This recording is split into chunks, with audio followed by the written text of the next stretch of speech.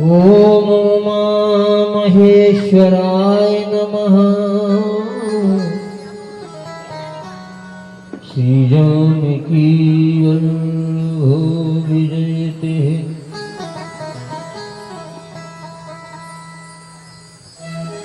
ओम नंदनंदनाय नमः। ओम राधा वल्लभाय नमः।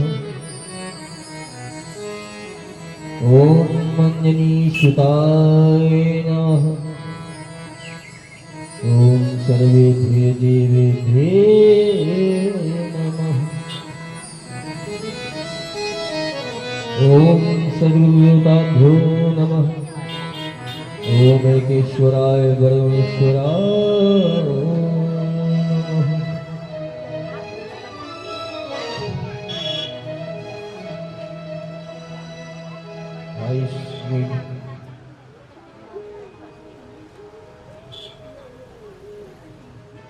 वक्रतुंड महाकाय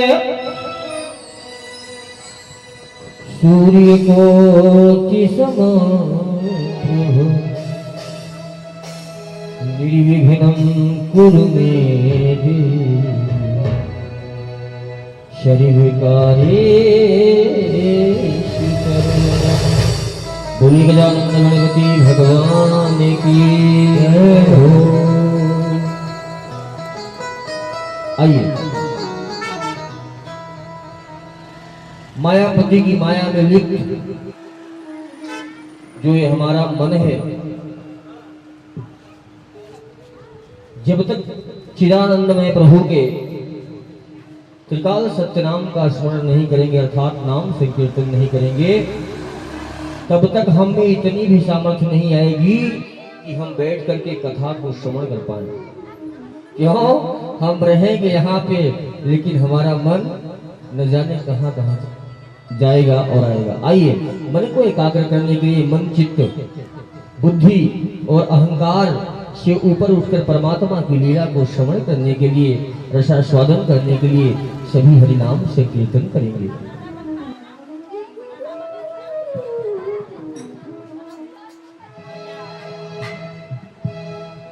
हरे राम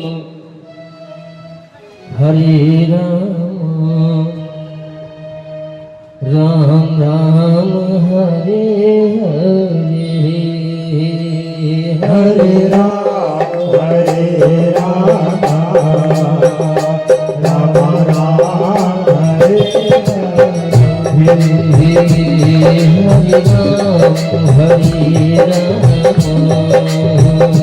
राम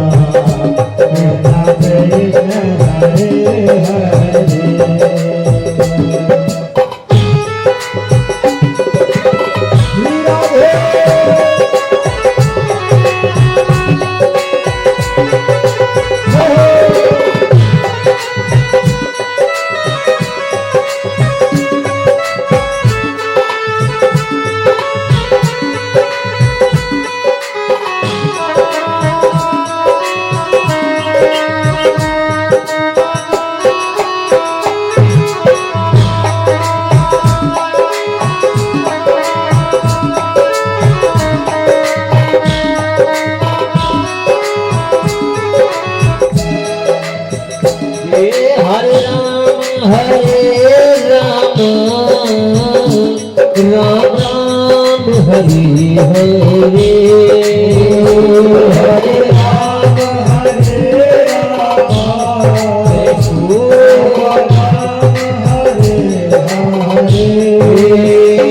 हरे, हरे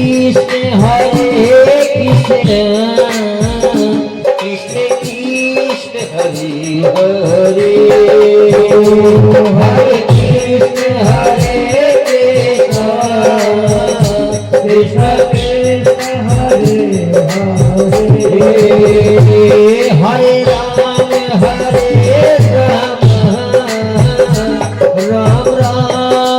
हरे हरे राम हरे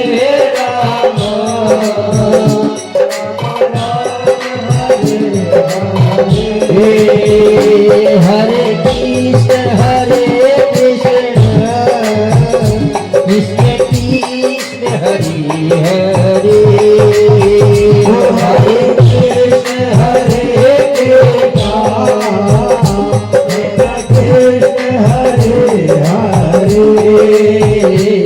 हरे राम।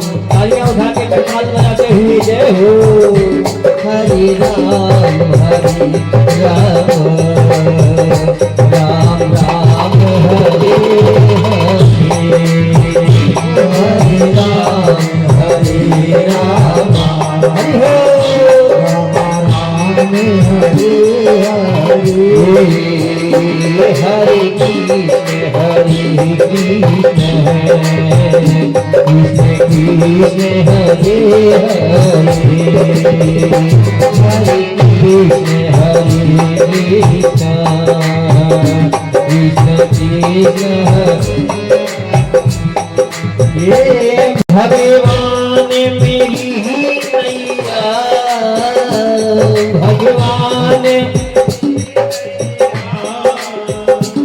उस पार लगा देना उस पार लगा देना ओ भगवान मेरी नैया उस पार लगा देना भगवान नैया उस पार लगा देना अब तक तो निभाई है राहो अब तक तो निभाई है आगे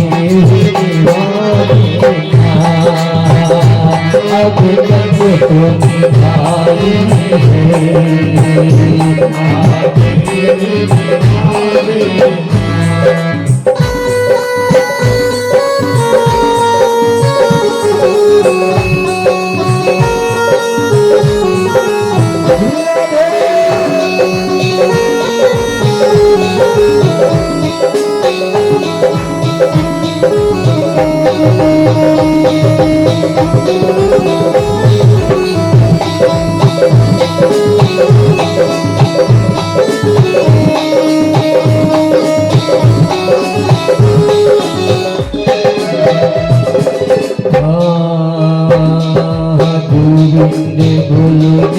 गोपाल बोलो गोविंद बोलो जय गोपाल गोविंद बोलो जय गोपाल बोलो गोविंद बोलो जय गोपाल बोलो गोविंद गोविंद गोविंद बोलो जय गोपाल बोलो गोविंद बोलो जय गोपाल बोलो गोविंद बोलो जय गोपाल गोविंद बोलो जय गोपाल बोलो गोविंद बोलो जय गोपाल बोलो गोविंद विठ्ठल विठ्ठला पांडुरंग विठ्ठला विठ्ठल विठ्ठला पांडुरंग विठ्ठल विठ्ठल विठ्ठला पांडुरंग विठ्ठला विठ्ठल विठ्ठल विठ्ठला पांडुरंग विठ्ठला विठ्ठल विठ्ठल विठ्ठला पांडुरंग विठ्ठला विठ्ठल विठ्ठल विठ्ठला पांडुरंग विठ्ठला विठ्ठल विठ्ठल विठ्ठला पांडुरंग विठ्ठला विठ्ठल विठ्ठल विठ्ठला पांडुरंग विठ्ठला गोविंद बोलो जय गोपाल बोलो गोविंद बोलो जय गोपाल बोलो गोविंद बोलो जय गोपाल बोलो गोविंद बोलो जय गोपाल बोलो गोविंद बोलो जय गोपाल बोलो गोविंद बोलो जय गोपाल बोलो गोविंद बोलो जय गोपाल बोलो गोविंद बोलो जय गोपाल बोलो गोविंद बोलो जय गोपाल बोलो गोविंद बोलो जय गोपाल बोलो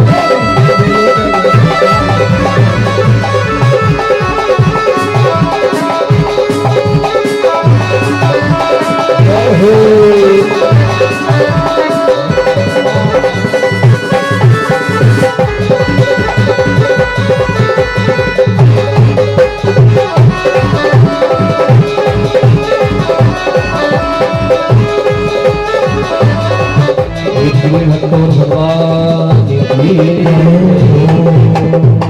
अकारण करुणा वरदाय परात्पर ब्रह्म अनंत कोटि ब्रह्मांड नायक योगेश्वर भगवान श्री कृष्ण, भगवान श्री माधव, भगवान श्री राघव की शब्दमयी प्रतिमूर्ति हम सभी के मध्य में विराजमान श्रीमद् भागवत महापुराण के श्री चरणों में बारंबार प्रणाम करते हुए यहाँ पर उपस्थित दूर दूर से आए हुए कथा के समस्त श्रोता बंधु रसिकजन तथा दृश्य अदृश्य रूप से मौजूद यहाँ पर सभी दिव्य शक्तियों को सिया राम में जानते हुए मेरा सादर सीताराम, जय Shri Krishna, Radhe Radhe. YouTube social media Facebook के माध्यम से इस दास द्वारा प्रभु की गाई गई कथाओं का रसपान करने वाले तमाम दर्शकों को भी मेरा इस मंच के माध्यम से इंदौर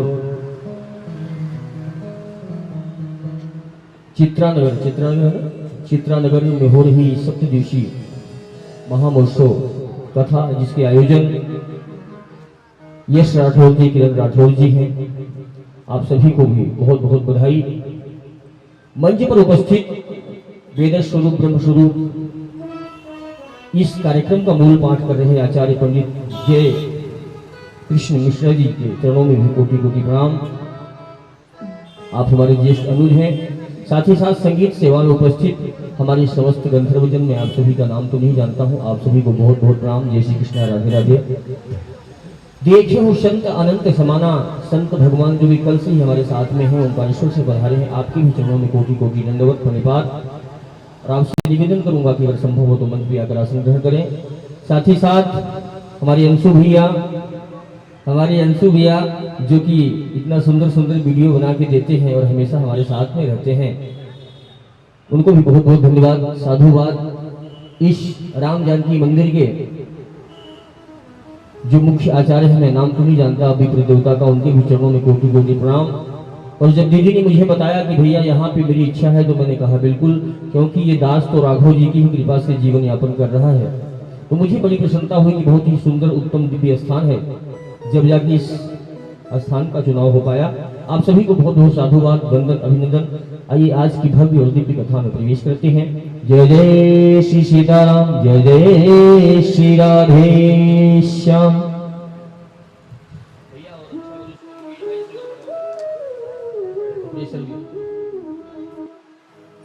लक्ष्मीनाथ समारंभ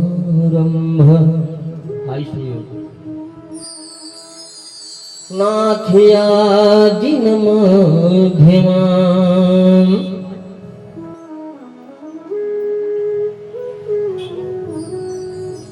अस्मदाचार्य पर्यन्ताम् वन्दे गुरु परम्पराम्।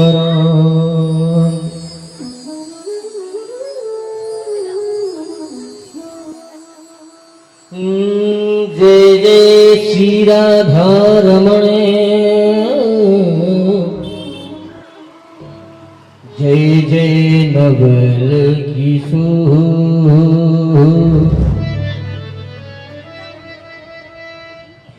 जय गोपी चितिचोरी प्रभु,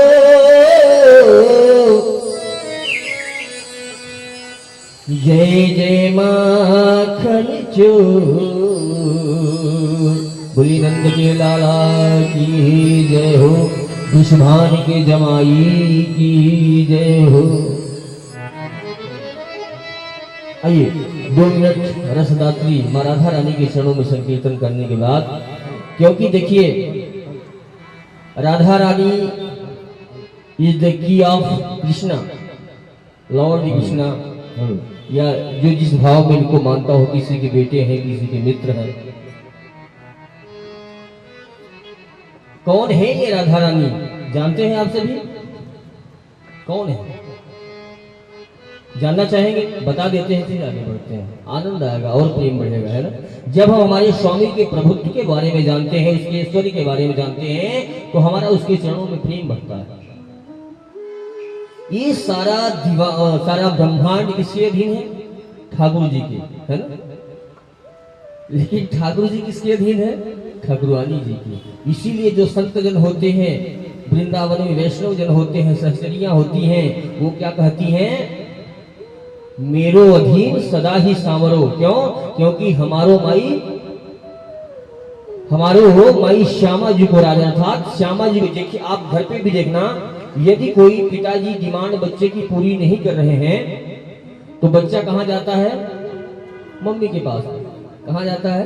मम्मी के पास है। तो मम्मी क्या बोलती है? क्यों, क्या बोला आपने? तो पापा बोलते नहीं कुछ नहीं। बोले हाँ ला देना, तो तुरंत डिमांड पूरी हो जाती है। तो जो इनके नहीं उनकी शरण में रहता है, किसके? राधा रानी जी की शरण में, तो कब डिमांड पूरी हो जाती है पता भी नहीं चलता। देख लेना इसको अपने वाला है, हाँ पास हो गया। और ये ठाकुरानी जी है कौन? राधा रानी जी है कौन? प्यारो, राधा और कृष्ण दो नहीं है। जब समुद्र मंथन भया, समुद्र मंथन में दिव्य रत्न निकले, बहुत सारी चीजें निकली, उसमें विष भी निकला, अमृत भी निकला। लेकिन जब अमृत की बारी जब आई तो सबने अपना अधिकार जताया कि मैं पीऊंगा। लेकिन कोई ऐसी चीज किसी गलत आदमी के हाथ में लग जाए, अगर मान लीजिए आज अमृत राक्षसों के हाथ में होता तो यहाँ दो सींग वाले बैठे होते, हम लोगों का काम कोई होता। ये होता ही नहीं, बैठे कहां से होते, है ना। भगवान ने एक रूप बनाया, भगवान ने कहा टेंशन मत लो, बांटूंगा मैं मेरे हिसाब से। रूप बनाया जो कि विश्व मोहिनी अवतार कहलाया। कौन सा? विश्व मोहिनी का। भगवान इतने सुंदर बने कि इनको देख करके सभी दीवाने हो गए, यहां तक कि शंकर जी जो कि सभी के गुरु हैं वो भी। लेकिन एक थे कोई जिनमें कोई वासना जागृत नहीं हुई। वो कौन थे? सभी वहां जितने देव देवता असुर गंधर्व सब मूर्छित हो गए इनके रूप को देखकर। लेकिन एक थे वहां पे धर्मात्मा। कौन थे वो? भानु। कौन? भानु अर्थात सूर्य देवता। सभी ने काम भाव से देखा, लेकिन भगवान भुवन भास्कर ने उनको अपनी पुत्री के भाव से देखा।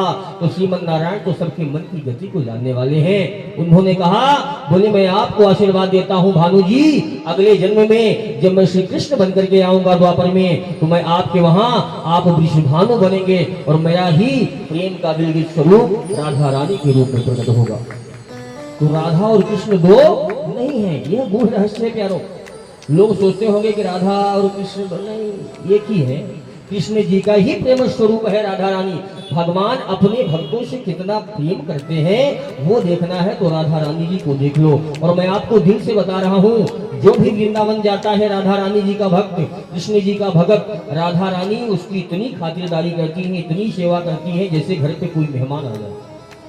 आपके पल पल की खबर रखती है, कहाँ उठना है, कहाँ खाना है, कहाँ, पूरा टेंशन, पूरा भार, यही काम है उनका। आपको कदम कदम पे अनुभूतियां होगी भैया। बोले राधा रानी सरकार की जय हो, श्री धाम वृंदावन की जय हो। अरे जय जय राधा श्री राधा, जय जय राधा रमणे हरि बोल, जय जय राधा रमणे हरि बोल, जय जय राधा रमणे हरि बोल, जय जय राधा रमणे हरि बोल।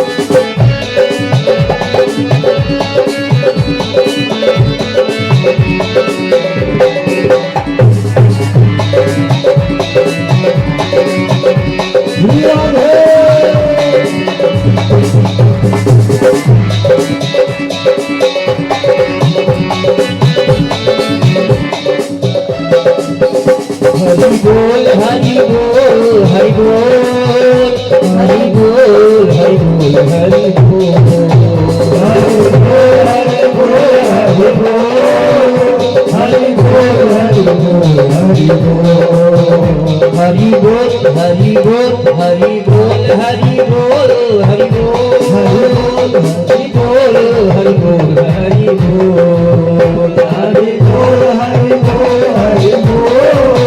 हरि बोल हरि बोल हरि बोल जय जय जय जय राधा रमन हरि बोल राधा रमन हरि बोल राधा रमन हरि बोल राधा रमन हरि बोल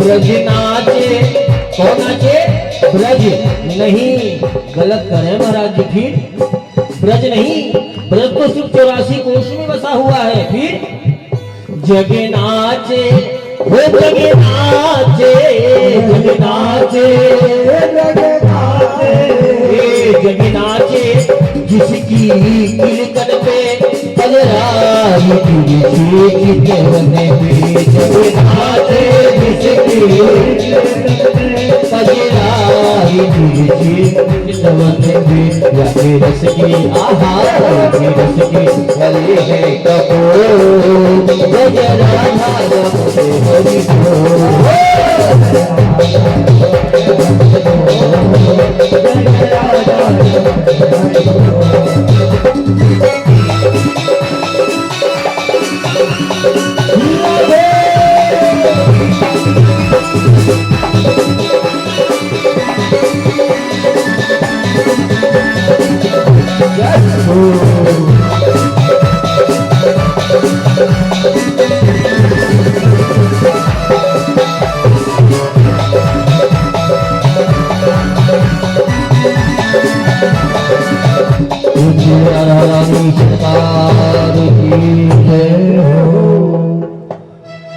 आज द्वितीय दिवस है। इसे 7 दिन कब निकल जाते हैं पता नहीं चलता। जैसे कान्हा है ना वैसे कान्हा की कथा है।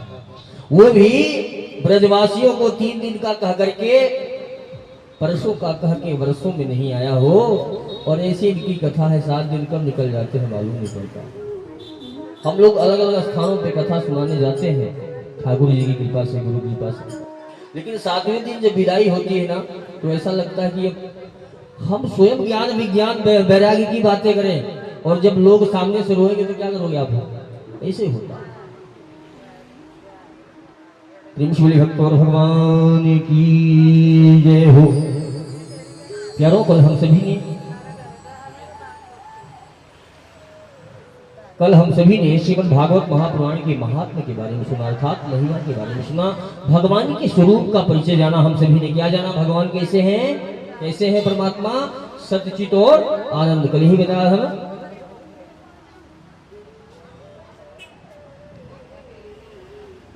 शौनक आदि ऋषियों के पूछने पर परम ज्ञानी सूत जी महाराज ने उस कथा के बारे में सुनाया जो कि देव दुर्लभ कथा है, अर्थात देवताओं को भी दुर्लभ है। देवता स्वर्ग लोक से अमृत का कलश लेकर के आए। कब? जब उनको मालूम पड़ा कि राजा परीक्षित को श्री सुखदेव जी महाराज ये कथा सुनाने वाले हैं भागवत की, तो अमृत लेकर के आए एक डील करने के लिए, सौदा करने के लिए। कौन सा सौदा? कि आप ये कथा हमको दे दो, हम देवलोक में रखेंगे, इसको ये धरातल पे नहीं होना चाहिए। लेकिन नहीं दिया हो। क्यों? क्योंकि ये भागवत कहां से आई?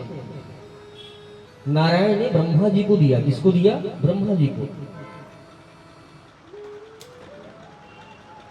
और ब्रह्मा जी ने अपने मानस पुत्र नारद जी को दिया, और नारद जी ने किसको दे दिया? वेद व्यास जी को। लेकिन इसमें एक विशेषता है। क्या? जब भगवान श्रीमन नारायण ने इसको दिया तो इसका स्वरूप बहुत छोटा सा था। क्या था? बहुत छोटा सा। कैसा? सिर्फ 4 श्लोक थे। कितने? 4 श्लोक थे। वह 4 श्लोक आज 18,000 श्लोकों में हम सभी के मध्य में विराजमान है। क्यों? हम लोग देर से समझते हैं ना, इसके लिए। हम लोगों को सीधी बात समझ में नहीं आती। हमारा फायदा होना चाहिए, लेकिन परम फायदा हमको समझ में आने वाला नहीं है। अभी हम किसी को कष्ट पहुंचा के ही सुखी हो रहे हैं तो हम सुखी होंगे, लेकिन आगे हमारा भविष्य सदा सर्वदा के लिए सुखमय हो जाए, हमारे जीवन से सदा सदा के लिए कष्ट, रोग, दुख, भय, चिंता दूर हो जाए, ये हम नहीं चाहते। हम तत्कालिक फायदा देखते हैं। क्या देखते हैं? तत्कालिक। भगवान जानते हैं क्या कि मेरी माया इतनी कठिन है कि मेरे बच्चे आसानी से निकलने वाले नहीं। तो क्या किया? व्यास देव भगवान ने इसका विस्तार किया और इसको 18,000 श्लोकों में हम सभी के मध्य में परोस दिया। प्रेम से बोले व्यास भगवान की जय। नैमिषारण्य में सूत जी महाराज जो कथा सुना रहे थे, किसको? सौनकादि ऋषियों को। जब सनक सनंदन सनातन सनत कुमार ने कथा सुनाई, कथा की महिमा सुनाई और राजा परीक्षित वाला संवाद आता है, तो नैमिषारण्य में कथा सुन रहे सौनकादि ऋषियों ने पूछ लिया, बोले प्रभु ये सुखदेव जी महाराज कौन है? इनका जन्म कैसे होता है? साउंड वाले भैया कहाँ? और इन्होंने परीक्षित जी को कथा क्यों सुनाई? क्या जरूरत पड़ गई? तो सूत जी ने कहा, बोले हाँ मैं समझ गया, आप लोग बहुत अच्छे से कथा सुन रहे हैं। क्यों? यदि कोई अच्छे से कथा सुनता है तो वो प्रश्न भी कर सकता है, उसका अधिकार बनता है। अब मान लीजिए आज मैं यहाँ व्यासपीठ पे बैठा हूँ तो एक तरीके से धर्म का ठेकेदार बन के बैठा हूँ। आप मुझे प्रणाम करते हैं, नमस्कार करते हैं, आपकी मुझ में श्रद्धा है। जो हे महर्षियों, एक बार गोलोक में श्री धाम वृंदावन के बारे में चिंतन करके लाडली लाल जी आपस में बात कर रहे थे, अर्थात राधा रानी और श्री कृष्ण जी कि हम सभी वृंदावन में चलते हैं। वृंदावन के वैभव और ऐश्वर्य की बात कर रहे होते हैं और उसी गोलोक में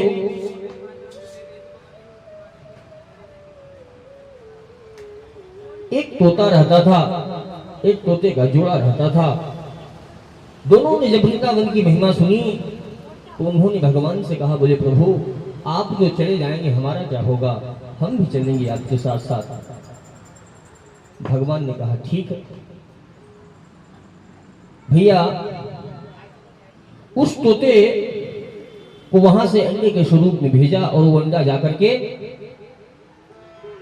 कैलाश पर्वत पे गिरता है। कहां गिरता है? कैलाश पर्वत पे। इधर क्या लीला भाई? नारद जी को आप सभी जानते हो और नारद जी बहुत बड़े ज्ञानी भी है और जहां कभी झगड़ा न हो, कभी विवाद न हो, मतलब असंभव को संभव करने वाले हैं नारद जी। पार्वती जी के गुरु जी हैं। एक दिन घूमते घूमते पहुंच गए कैलाश पर्वत पे।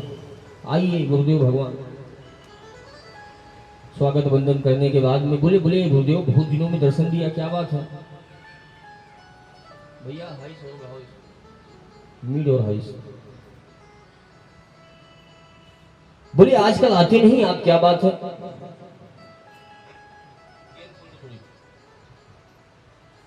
बोली देवी आजकल धरातल पे ऐसा माहौल हो गया है कि कोई किसी को सुखी नहीं देखना चाहता है, सभी परेशान हैं। लोग जितना अपने दुख से नहीं दुखी हैं उतना दूसरों के दुख से दुखी हैं, सुख से दुखी हैं। अच्छा हाँ। बोली मेरी इच्छा नहीं होती कहीं जाने की। और हकीकत बात यह है प्यारों कि हम जैसे व्यक्ति का चिंतन करते हैं, कोई धर्मात्मा है, कोई सतात्मा है, कोई पुण्यात्मा है, यदि हम उसका चिंतन करते हैं तो उसका 6%, यदि वो पापी है तो पाप और पुण्यात्मा है तो पुण्य। 6% ऑटोमेटिक बिना मांगे हमारे पास में आ जाता। चिंतन का बहुत बड़ा प्रभाव होता। और देखिए आप लोग अपने दिल पे हाथ रख के, हम सभी क्या करते हैं, दिन भर किसी व्यक्ति, किसी वस्तु, किसी स्थान का ही चिंतन करते हैं। या किसी व्यक्ति का चिंतन करेंगे या किसी वस्तु के बारे में कि आज रसमलाई मिल जाती तो जलेबी के साथ में खाते कितना अच्छा लगता। भैया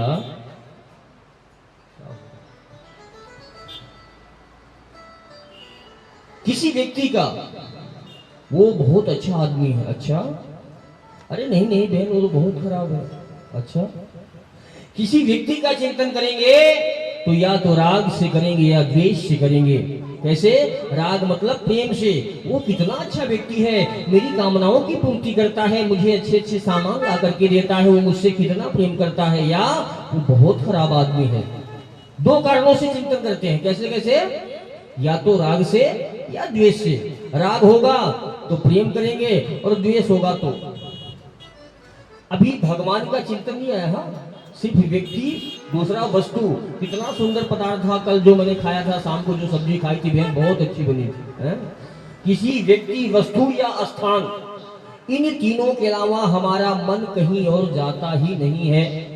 हम भगवान के मंदिर में होते हैं, भगवान की मूर्ति के सामने होते हैं, हाथों में अगरबत्तियां होती हैं, धूप होता है, लेकिन हमारे चिंतन में कौन होता है? कल पड़ोसी ने मुझको ऐसा बोला था, भगवान उसके साथ में ऐसा नहीं। ये फॉर्मेलिटी थोड़ी है भैया, तुम्हारे धूप दीप बत्ती नैवेद्य और लड्डू पीने का थोड़ी ये भूखा, ये सब फॉर्मेलिटी तो है। बच जाओ मंदिर, कोई जरूरत नहीं। जाकर के यदि जगत का चिंतन करना है जगदीश के मंदिर में, तो कोई मतलब नहीं आपका मंदिर जाने से। अरे आनंद तो तब होगा, तुम्हारा कल्याण तो तब होगा जब जगत में रहते हुए सर्वदा आपके चित्त में जगदीश छाए रहें, तब आपका कल्याण होगा। नारद जी ने बताया, बोले संसार की स्थिति बहुत खराब है। क्या बताया पार्वती जी से? बोले संसार की स्थिति बहुत खराब है। बोले नहीं देवर्षि, नहीं गुरुदेव, कैसी बात कर रहे हैं? मेरे घर में तो सदा सर्वदा प्रेम बना रहता है, हम लोग कभी झगड़ा नहीं करते, कभी कला नहीं होता। तो नारायण जी ने सोचा, अच्छा बेटा तू अभी अपने गुरु को नहीं जानती, रुक बताता हूं। दिखा दिया अपने मन।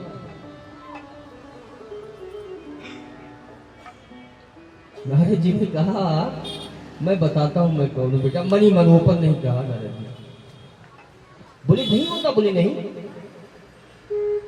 बोले अच्छा एक बात, आज मैं अभी जा रहा हूं, थोड़ा जल्दी में हूं, लेकिन जब महादेव आए तो उनसे पूछना कि ये तन पे भभूति किसकी रमा के रखते हैं? कर्पूर गौरम करुणावतारम, शंकर जी से गोरा कोई नहीं है, बहुत गोरे हैं। तो ये काले काले बन के क्यों घूमते रहते हैं भभूत रमा के, और गलों में इतनी सारी मुंडों की माला? ये किसके मुंड किसके हैं? ये बताया कभी? बोले नहीं बताया। बोले आज पूछना। और पूछ के बोले गुरु जी रुकिए, भोजन प्रसाद जी। बोले नहीं बेटा, आज जल्दी हूँ, फिर आऊंगा मैं। अपना काम करके नारद जी निकल लिए। देवर्षि नारद भगवान की जय हो।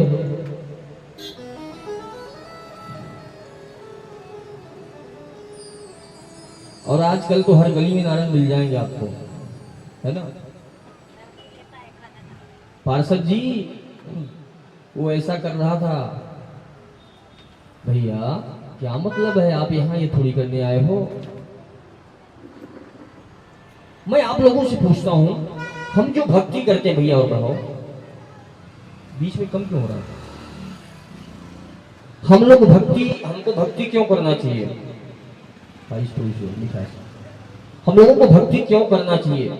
अगरबत्ती क्यों जलाएं, मंदिर क्यों जाएं, भगवान को क्यों याद करें? क्या जिसको हमने देखा नहीं उसको क्यों प्रेम करें? बताओ, क्यों करें प्रेम? या क्यों करते हैं आप लोग पूजा? कभी सोचा आपने? कोई बता सकता? मैं माइक देता हूँ। आप लोग इतने दिनों से साधना कर रहे हो, कथा सुन रहे हो, भागवत सुन रहे हो, तीर्थ व्रत सभी कर रहे हो, भगवान की भक्ति क्यों करना चाहिए? क्या कारण है करना चाहिए? बताओ। हाँ दीदी बताना चाहती है, माइक दो इनको, माइक दो इनको भैया, एक माइक दो दीदी को। ये भी वैष्णव, एक बार जोरदार तालियां इनके लिए, भक्त हैं। जिसको जिसको बताना हो मैं 2 मिनट का समय देता हूँ। देखिए कथाएं तो करीब करीब आप लोगों ने सब सुनी है ना। कथा का सार एक बोलिए। सुख शांति मिलती है, प्रेम मिलता है। किसका? कृष्ण का, राधा का।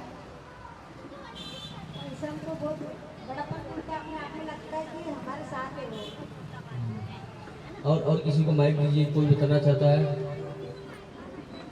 हाँ बताइए बताइए। देखिए हम सभी गुरु और शिष्य के नाते बैठे हैं, भले कोई उम्र में बड़ा हो छोटा हो, जिसकी हमको भगवान की भक्ति क्यों करना चाहिए, हम क्यों करते हैं भक्ति? मन को अच्छा लगता है, प्रेम है, श्रद्धा है, आस्था है। ठीक है, मन को तो रसगुल्ले खाने भी अच्छा लगता है, पोहे जलेबी खाना अच्छा लगता है। तो और किसी को माइक दीजिए, और कोई बताना चाहता है हमको क्यों भक्ति करना चाहिए? बताओ बेटा, अपने अपने विचार, कोई दिक्कत नहीं, किसी के विचार। हाँ मैया को दो, सभी बोल सकते हैं, कोई दिक्कत नहीं। जय सिया राम। जय श्री राम भैया। हम भगवान का अंश हैं, इसीलिए भगवान से प्रेम करना चाहते हैं और उनसे मिलना चाहते हैं। जय हो, तो जोरदार तालियां भैया के लिए।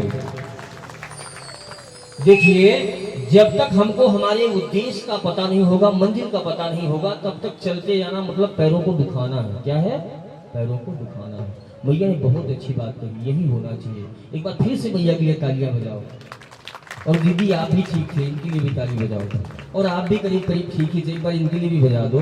मतलब 90 आपको, 80 उनको और 100 मैया को, तीनों के लिए एक बार जोरदार तालियां हो जाए। भैया ज्यादातर लोगों की जो साधना होती है ना, जो पूजा होती है, जो जब तक होता है, पहली बात तो बनता ही नहीं है। यदि किसी से बन भी गया तो उसमें हमारी कामना होती है। कामना क्या होती है? कामना, भगवान मैं रोज आके जल चढ़ाऊंगी, बेलपत्र चढ़ाऊंगी, मेरा बच्चा पास हो जाना चाहिए अच्छे नंबरों से, 85% आना चाहिए, कम नहीं आना चाहिए। मेरी लड़का बच्चा सुखी रहे, घर परिवार, मैं निरोगी रहूं, मुझे कुछ हो नहीं, मेरे हाथ पैरों में सदा जान बनी रहे। स्वयं की कामना, स्वयं को सुख पहुंचाने का भाव तो पशुओं में भी होता है। हम पशु नहीं हैं, हम भगवान की वह सर्वश्रेष्ठ रचना है जो पूरे ब्रह्मांड को सुख दे सकते हैं। जब वह नारायण नर बन सकता है तो आप लोग भी अपने कार्य सत्कार्य करके नर से नारायण बनने की यात्रा पे निकल सकते हैं और बन सकते हैं। भैया सबसे बड़ी बात क्या, हम सभी ने उस धरा पर जन्म लिया है जहां भगवान एक नहीं, 2 बार और कई बार स्वयं आए हैं, अवतरित हुए हैं। इसी धरती में, इसी धरातल में, इसी भूमंडल की बात कर रहा हूं मैं, इसी विश्व की बात कर रहा हूं। कई ऐसे देश हैं जहां पीने के लिए जल नहीं है। वो गाय का दूध पीते हैं, उसका रक्त निकालते हैं, उसी में मिश्रित करके पानी की जगह पीते हैं। आप लोग कितने भाग्यवान हैं, भगवान जल दे रहा है, पानी दे रहा है, सब कुछ दे रहा है आपको व्यवस्थित तरीके से। और सबसे बड़ी बात, यह भारत देश तपस्या का केंद्र बिंदु रहा है, सदियों से है केंद्र तपस्या का। ऋषियों की ये धरती है, इस धरती की प्रकृति भी आराधना करती है। तो प्यारो, हम सभी भारतवासी हैं। और देखिए शंकर भगवान और मैया पार्वती की कथा चल रही थी। हमारी भक्ति होनी चाहिए सिर्फ भगवत प्राप्ति के लिए। किसके लिए होनी चाहिए? भगवत प्राप्ति के लिए। हम जो भी जब तक करें, पहली बात तो अपने पास रखना नहीं चाहिए। फिर क्या करना चाहिए? रोज, जैसे ये दास राघव जी का दीवाना है, राघव जी मेरे इष्ट हैं। अब रामकृष्ण तो खैर 2 ही एक ही है और सभी एक ही है। तो क्या करो, दिन भर में जितना भी कार्य आप करते हो ना, उसको जब आप पूजा करो, हाथ में जल लेकर के श्री राम अर्पण वस्तु, श्री कृष्ण अर्पण वस्तु, जिसके जो इष्ट हो वो समर्पित कर दो। उससे फायदा ये होगा कि यदि अपने पास में कोई धन होता है तो अपने को डर बना रहता है। आजकल चोर बहुत घूमते हैं। खैर मोदी जी ने वो वाला मनी कर दिया, क्या बोलते हैं उसको, ऑनलाइन है ना, तो चोरी वोरी का तो उतना डर नहीं है। लेकिन ये चोर हमारे पास, हमारे अंदर के हैं। कौन से? काम। सबसे बड़ा हमारा चोर कौन बैठा हुआ है हमारे अंदर? काम। पहली बात तो किसी से भजन बनता नहीं है, सत्कर्म बनता नहीं है, और बना भी तो हम उसको खर्च कर देते हैं। क्या करते हैं? खर्च कर देते हैं। इसीलिए जब वो बढ़ेगा नहीं तो उसका रंग दिखने वाला नहीं है। 2 दिन 4 दिन गुरुजी ने जो जो हमको विधियां बताई वो हमने करी, नाम जप करा, ये करा वो करा, कोई आपत्ति विपत्ति आई तो बोले भगवान मैंने आपको इतना नाम जपा था, मेरे साथ में से गया। हमारा भजन सिर्फ भजन बढ़ाने के लिए होना चाहिए। काहे के लिए होना चाहिए? भजन बढ़ाने के लिए। और रोज भजन करके रोज जब उनको समर्पित करते रहोगे तो इधर वाला खाली रहेगा, अर्थात खर्च होने का टेंशन ही नहीं रहेगा। अरे तुम यहाँ की बैंक में जब जमा करते हो तो साल भर में तुमको 8% 10% मिलता होगा, सीनियर सिटीजन हो गए तो। लेकिन मेरे राघव जी की बैंक में जमा कर दोगे ना तो बैठे बैठे खाओगे ब्याज से, और वो एफडी जन्म जन्मांतर तक चलती रहेगी। आप इस जन्म में मान लो नहीं भी भगवत प्राप्ति हो पाई तो अगले जन्म में आपकी वही से यात्रा प्रारंभ होगी जहां पर आपने खत्म किया था। इस बार एक बार भी भगवान का नाम लिया, भगवान का नाम भगवान की तरह सत्य है। क्या है? सत्य है। कितना नाम जप करते हैं आप लोग बताइए? कोई नहीं करता। और बिना नाम जप के हमारा मन मरने वाला नहीं, ये मतवाला हाथी है। हाथी क्या है? हाथी। आप कितनी भी कोशिश कर लो कि मैं ऐसा नहीं करूंगा, ये मन ले जाकर के आपको वहीं खड़ा कर देगा। आप देख लेना, आप अपने मन से हारे हो भैया, अपने मन से। सबसे बड़ा शत्रु कौन है आपका? आपका मन है।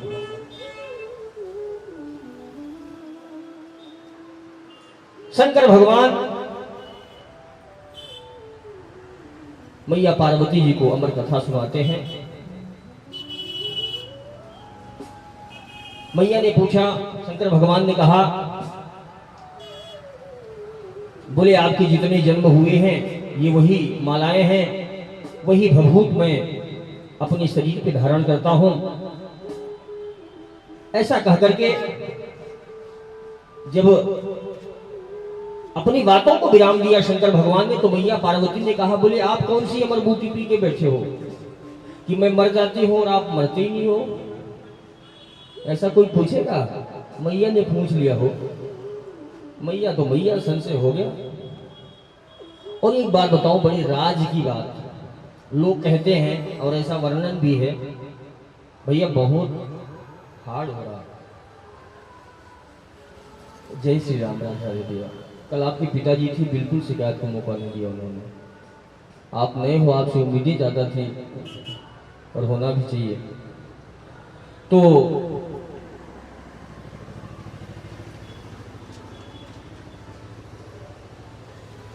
मैया ने कहा, बोले बोले हमारे कई जन्म हो गए, आपके नहीं हुए, आप कौन सी बूटी पी के बैठे हो? बोले देवी मैं वो अमर कथा जानता हूं जिसको सुनने के बाद में लोग अमर हो जाते हैं। अब यहां जितने लोग बैठे हैं इनके मन में संशय होगा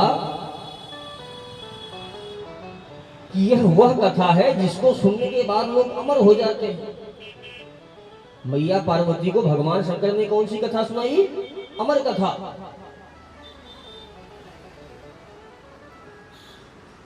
तो बोले प्रभु हमको भी सुनाओ, हम भी अमर होंगे। बोले हाँ ठीक है, सुनाइए। लेकिन सुनाने से पहले बोले देवी जाकर के देख लो कोई आसपास में है तो नहीं, कि भी कथा के कुछ नियम होते हैं। क्या होते हैं? कथा के कुछ नियम होते हैं। कथा को कभी भी व्यास पीठ के पीछे बैठ करके नहीं सुनना चाहिए। व्यास भगवान के सामने पैर करके नहीं बैठना चाहिए। जिस एक आसन में भगवान बैठते हैं व्यास जी, उसी आसन में कोशिश करना चाहिए। भाई जिसका शरीर नहीं काम कर रहा तो ठीक है, उसी आसन में हम नहीं बैठे। कुछ नियम है शास्त्रों में बताए गए हैं, जितना संभव हो करना चाहिए। तो मैया ने घूम घाम के देखा, एक अंडा दिखा छोटा सा बिलगित सा। तो मैया ने सोचा कि अंडा क्या है? वो अंडा है, इसमें कौन सी जीव आ गया है? बोले प्रभु कोई नहीं है। अच्छा। मैया ने कहा, बोले भगवान देवाधिदेव कोई नहीं है, आप कथा प्रारंभ कीजिए। और भगवान शंकर ने वो दिव्य अमर कथा प्रारंभ कर दी हो। मैया कथा सुनती गई। तो भगवान ने कहा था, बोले देवी आप कथा सुनोगी तो बीच बीच में हाँ ओम जैसे भी मुझे मालूम पड़ता रहे कि आप कथा सुन रही हो। अच्छा। बोली बिल्कुल प्रभु। मैया बार बार हाँ करती रही। पहले दिन की कथा हुई, दूसरे दिन की हुई, तीसरे दिन की, चौथे, पांचवें, छठवें दिन की। और वो अंडे में बच्चा कथा सुन सुन के तैयार होता जा रहा है। 7वें दिन मैया सो गई हो। क्या भया? मैया सो गई। मैया सो गई और उधर बच्चे का जन्म भया। आय हाय, देखो हो गया, बच्चे का जन्म भया। और मैया की जगह बोले देवी कथा सुन रही हो? बोले हाँ।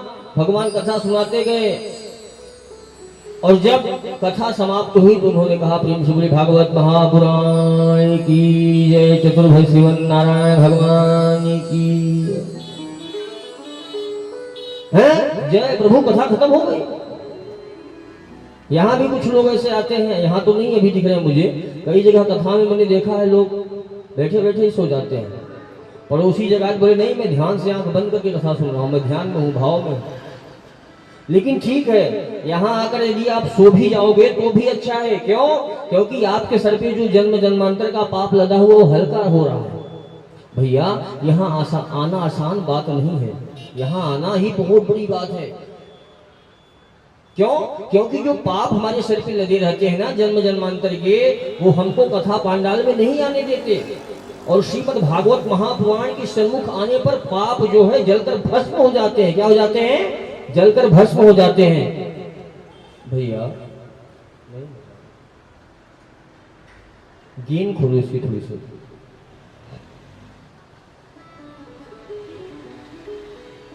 लेकिन पाप भी इतने चालाक हैं कि यदि मान लो एक पांडाल लगा हुआ है ना, आप आओगे कथा श्रवण करने के लिए तो वहीं बाहर खड़े हो जाएंगे। क्या करेंगे? बाहर उतर के खड़े हो जाएंगे, आपके साथ में अंदर प्रवेश नहीं कर सकते। क्यों? उनको मालूम है अगर आगे जाऊंगा तो जल करके भस्म हो जाऊंगा। तो वो वहीं बाहर आपका इंतजार करते रहते हैं कि ये बाहर निकले और मैं फिर लग जाऊं। मान लीजिए किसी की प्रेरणा से आप यहाँ तक आ भी गए तो वो क्या करेंगे? बाहर खड़े रहेंगे। जैसे ही आप कथा पांडाल से बाहर निकले तो आपके कंधे पर फिर सवार हो जाते हैं। तो क्या महाराज कोई ऐसा उपाय नहीं है कि ये श्रीमद् भागवत की कथा सदा सर्वदा के लिए मेरे पापों का शमन कर दे? है ऐसा उपाय है? आप कल्पना करो, लोग कहते हैं गंगा नहाने से लोग पवित्र हो जाते हैं, पाप धुल जाते हैं। क्या धुलते हैं गंगा नहाने से पाप? नहीं धुलते? अरे धुलते रे भैया, ऐसी बात कर नहीं धुलते? धुलते हैं। नर्मदा नहाने से तो धुलते होंगे? नहीं। अच्छा, गंगा नहाने से पाप धुलते हैं, लेकिन कब कब धुलते हैं? यदि मान लीजिए गंगा नहाने से पाप धुलता हो तो हरिद्वार में कोई स्नान करे तो उसके पाप धुल जाएंगे। कोई चोर है, उसका काम ही है चोरी करने का, है ना? क्या काम है उसका? चोरी करने का। वो चोरी कर रहा है, रात भर चोरी किया, सुबह जब पुलिस पकड़ने के लिए आई तो कूद गया गंगा जी में। क्यों? मैंने गंगा नहा लिया, मेरे पाप धुल गए, बाप मुझे पकड़ नहीं सकते हो। पाप धुल गए उसके।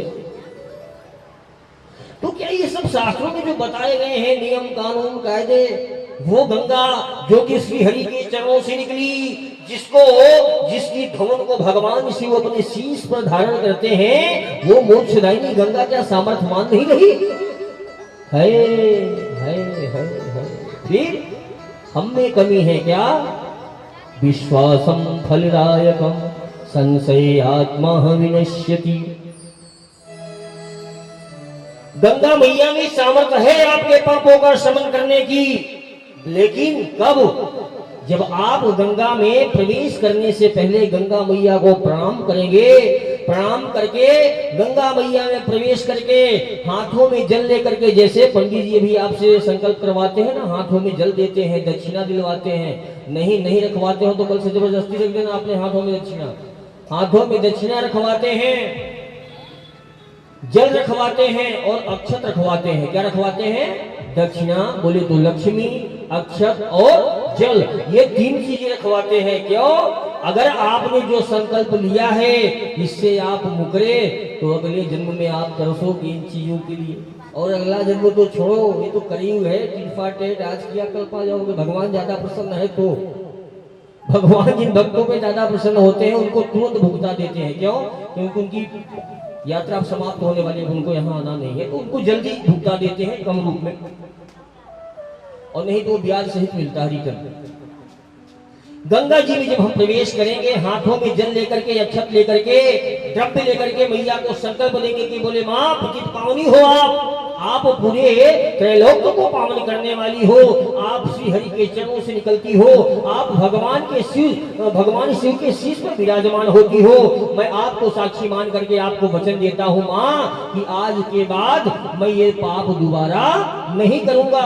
अनजाने जो पाप हुए माँ उनको आप क्षमा करियो, अभी तक जो हुआ सो हुआ, आज के बाद मैं आपको वचन देता हूँ कि मैं ऐसा पाप नहीं करूंगा। करेंगी आपके सारे पापों को धो देंगी, आपको पतित पावन कर देंगी। क्या करेंगी? आपको पावन कर देंगी। लेकिन यदि उनको वचन देने के बाद, उनमें स्नान करने के बाद आप वापस आकर के फिर से पाप करने लगे तो क्या होगा?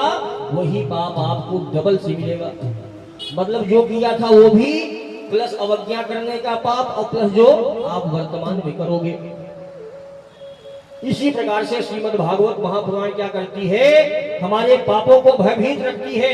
जैसे जो महाराष्ट्र में गया होगा, महाराष्ट्र का कोई है यहाँ पे? कोई है महाराष्ट्र से? भैया आप हो महाराष्ट्र से? कौन है?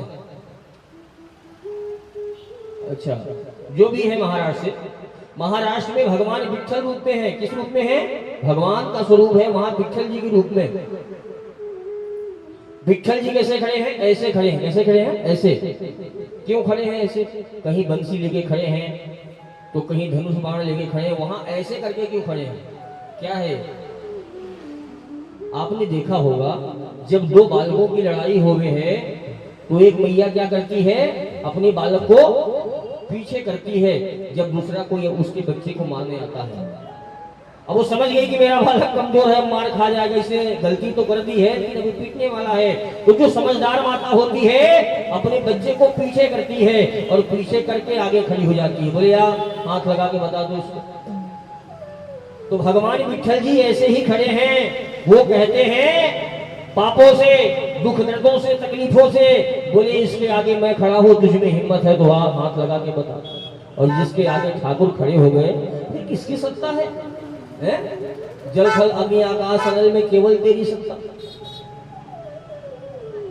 इसी तरीके से जब हम भागवत महापुराण देवी को ये वचन दे करके जाते हैं, बोले माँ आज तक हमने जो भी अपराध किया सो किया, लेकिन मैं आज आपको वचन दे रहा हूं कि आज के बाद मैं कोई अपराध नहीं करूंगा, आप मुझे परम पवित्र कीजिए। तो मोक्षदायिनी श्रीमद् भागवत महापुराण की ये कथा, इनकी सनिधि से सारे पाप वहीं जल करके भस्म हो जाते हैं और आदमी यहाँ से परम पवित्र होकर जाता है। प्रेम से बोलिए भागवत महापुराण की जय हो।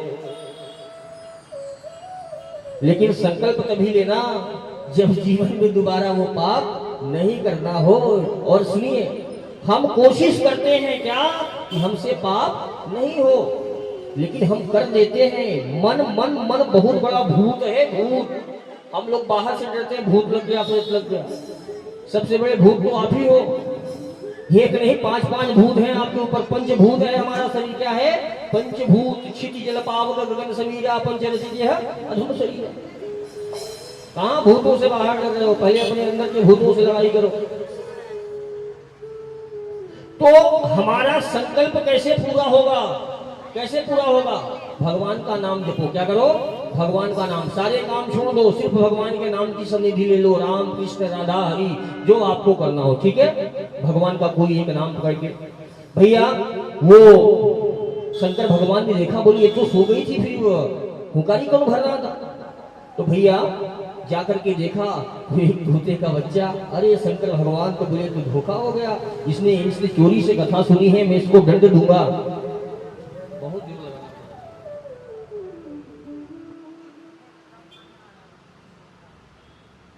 मैं इसको दंड दूंगा। ऐसे रखो ना भैया, क्यों कम करते बात? मैं इसको दंड दूंगा। शंकर भगवान उसके पीछे लग गए और वो भगा। भगते भगते इधर धरातल पे क्या हुआ?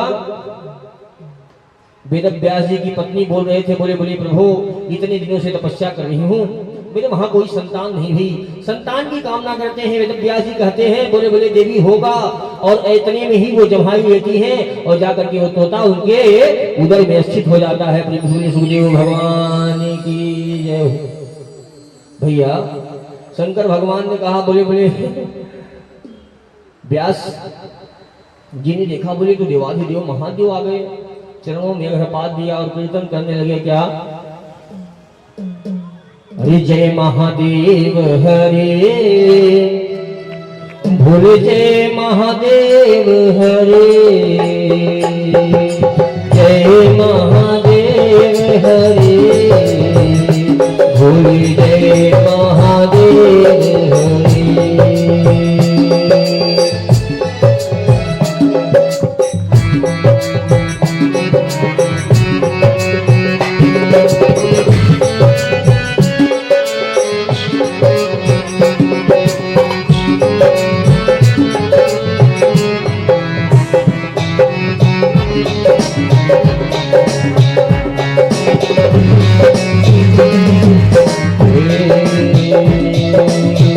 हर हर बम बम भोले, बम बम हर हर भोले, हर हर बम भोले,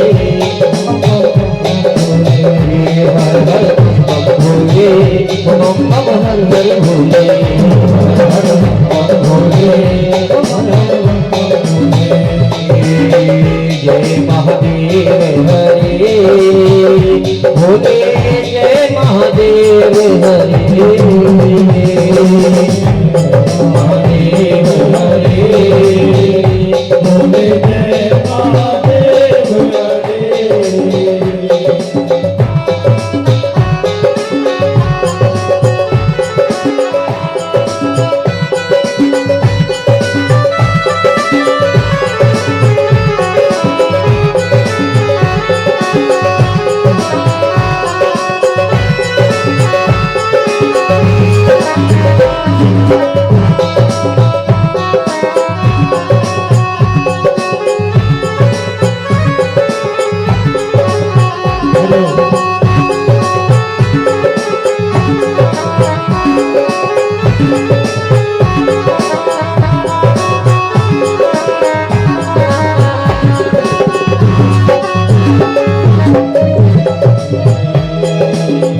तीन लोक के तुम हो स्वामी, तीन लोक के तुम हो स्वामी, घट घट काशी अंतर्यामी, घट घट काशी अंतर्यामी, महादेव तुम्हें नमामि नमामि, महादेव तुम्हें नमामि नमामि, तेरी शरण पड़े भोले जय महादेव हरे, जय महादेव हरे, भोले जय महादेव हरे।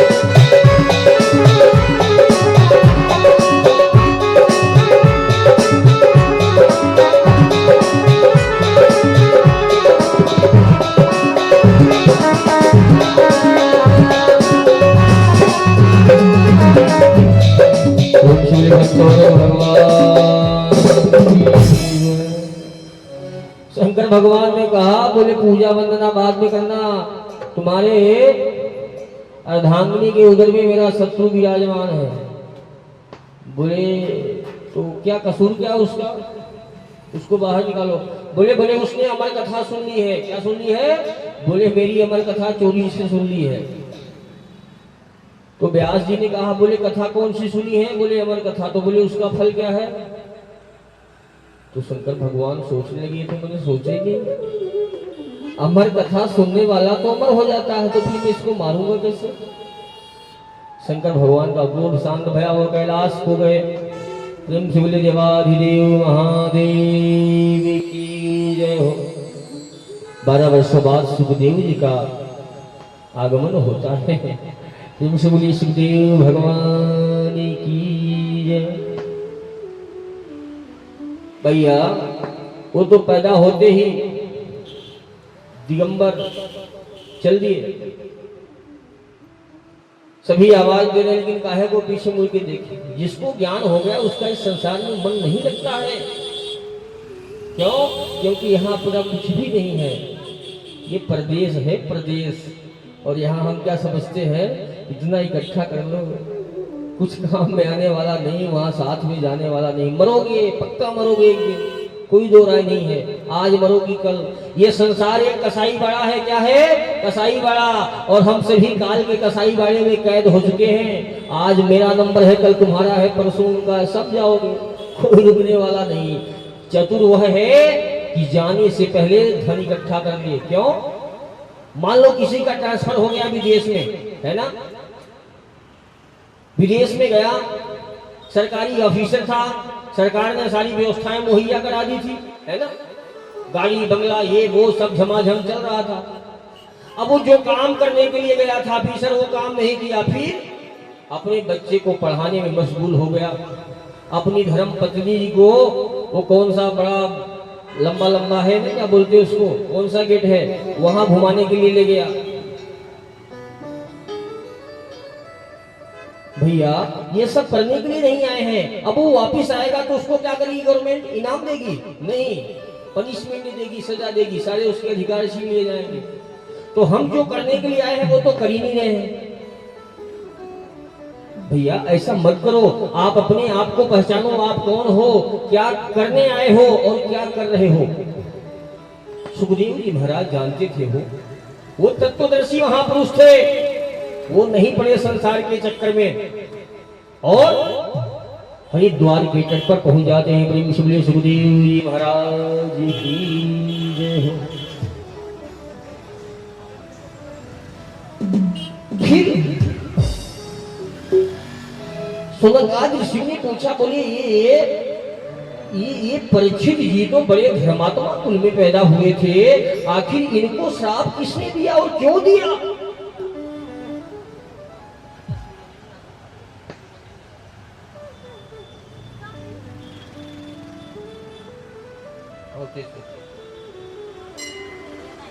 यहाँ से महाभारत की कथा प्रारंभ होती है। कहाँ की? महाभारत की।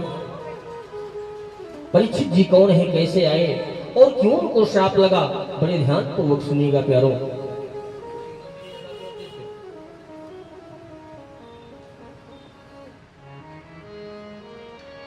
कुरुक्षेत्र के मैदान में जहां देखो नरमुंड नरमुंडे दिखाई दे रहे हैं। लाखों माताओं की मां गुजर गई है, लाखों बच्चे अनाथ हो गए हैं। क्यों? क्योंकि वहां पे भी काम था। क्या था? काम। कामना संजायते क्रोध। प्यारो ध्यान रखना, ये काम हमारा सबसे बड़ा बैरी है। सबसे बड़ा बैरी सिर्फ काम है, क्योंकि काम से कामना की उत्पत्ति होती है और कामना यदि पूरी हो गई तो हमारा लोभ बढ़ता है। क्या बढ़ता है? लोभ बढ़ता है। 2 रुपया कमाया तो 20 भी कमा सकता हूँ, 20 कमाया 2000 कमा सकता हूँ। उसके लिए हम क्या करते हैं, फिर हमारा खर्चा भी बढ़ता जाता है, स्टैंडर्ड भी बढ़ता जाता है। तो हम ये नहीं देखते कि गलत तरीके से धन आ रहा है कि सही तरीके से आ रहा है। और भैया गलत तरीके से कमाया गया धन क्या करता है, आपको कभी सुख से सोने नहीं देगा।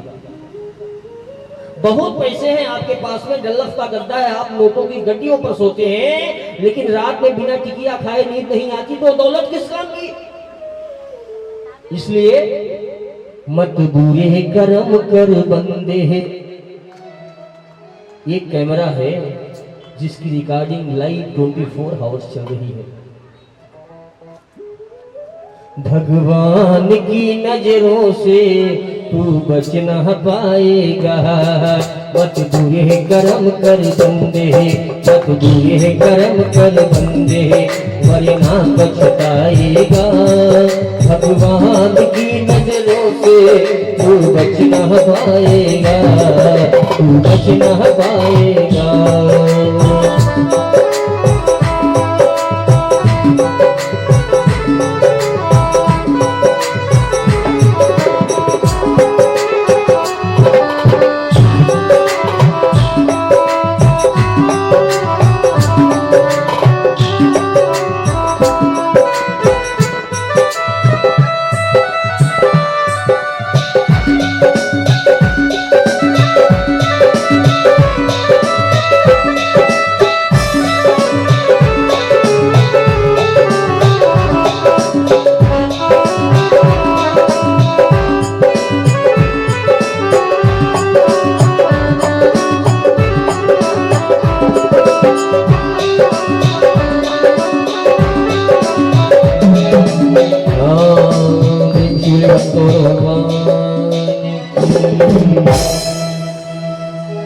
इतना बड़ा महाभारत आज जो असंख्यों नरमुंडे दिखाई दे रहे हैं, आपको क्यों हुआ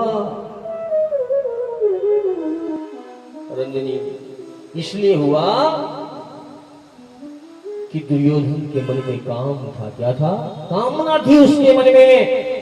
भगवान श्री कृष्ण गए थे समझाने के लिए, लेकिन जीवनांश मनुष्य पर छाता है ना, पहले विवेक मर जाता है,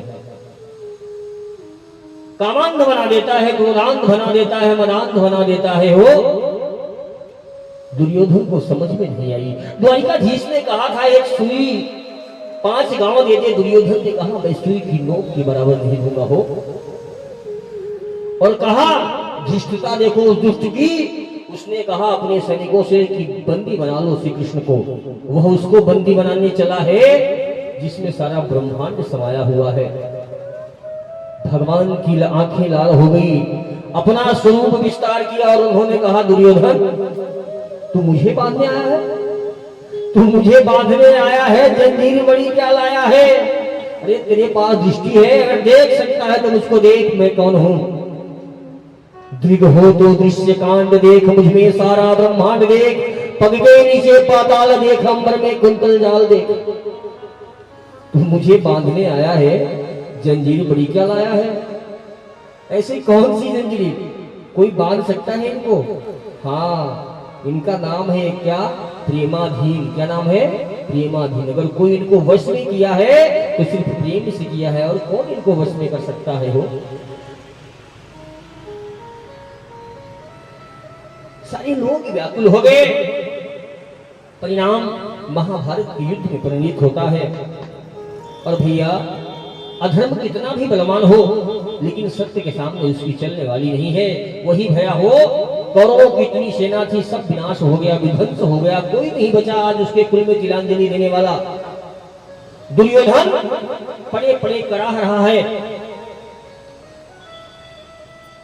सूर्यास्त होने को है। और कैसे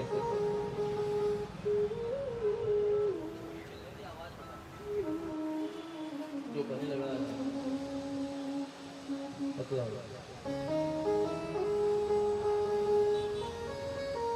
उसको लग रहा है कि इतनी सारी मेहनत बेकार हो गई, लेकिन जब भी दूर से कोई आता हुआ दिखाई देता है, उसने सोचा अब मरे हुए को कौन मारने आ रहा है? कहीं ऐसा तो नहीं कोई मेरा शत्रु आ रहा है? लेकिन जैसे ही जैसे वो पुरुष उसके समीप आता गया, दुर्योधन के मृत पड़े शरीर में उसकी आंखों में चमक आ गई। क्यों? क्योंकि उसको आशा की एक किरण दिखाई दी थी। हो कौन? गुरु द्रोण का पुत्र अश्वत्थामा, उसका मित्र उसके पास में आ गया।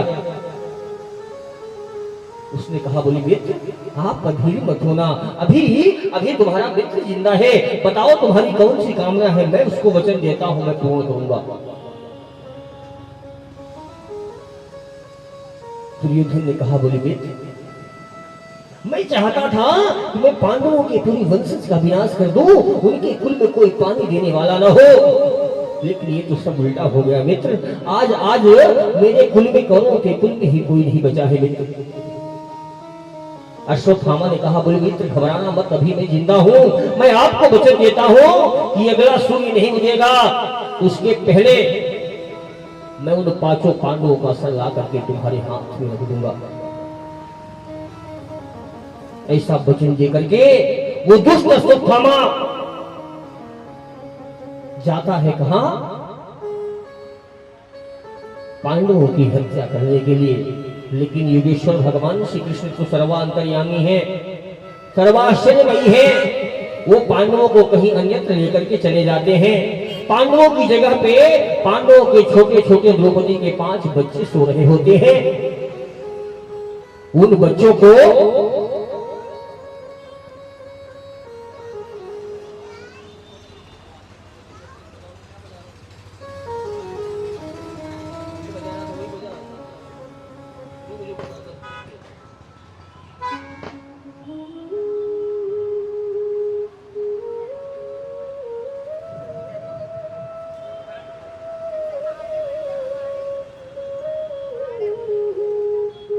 अश्वत्थामा जाता है और पांडवों के उन छोटे छोटे दूध में ही बच्चों को, जो कि नींद में थे, जगह भी नहीं थे, उनकी गर्दन काट करके वो क्रोधांध मतवाला नीच ला करके दुर्योधन को दे देता है। और दुर्योधन इतना प्रतिशोध में धड़क रहा था, उसने हाथों को लेकर के जैसे ही एक का सर दबाया तो बच्चों का सर हो फट गया। उसने कहा, नहीं नहीं, ये पांडवों का सर नहीं हो सकता। फिर ये क्या कर दिया तूने अश्वत्थामा? तू पांडवों की जगह उनके बच्चों को ले आया। दुर्योधन दहाड़ मारकर चीख मारने लगा और वहीं उसके भी प्राणों का अंत हो जाता है। हो अश्वत्थामा ने देखा कि मुझसे बहुत बड़ा अपराध हो गया है, अब जरूर इसका बदला लिया जाएगा।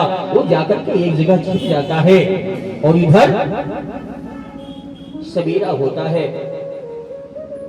सुबह 10 बजे। देखिए तब के बच्चों में संस्कार थे, क्या थे? संस्कार थे। ये भगवान आते क्यों इस धराधाम पे? हम सभी को शिक्षा और संस्कार देने के लिए आते हैं। भगवान क्या करते हैं? सबसे पहले उठ करके भगवान क्या करते हैं? प्रातःकाल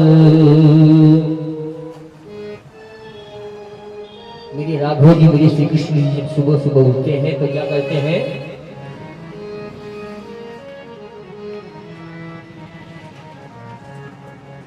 अरे प्रातःकाले उठे कर रघुनाथ, मातु पिता गुरु नावनाथ, मातु पिता गुरु नावनाथ।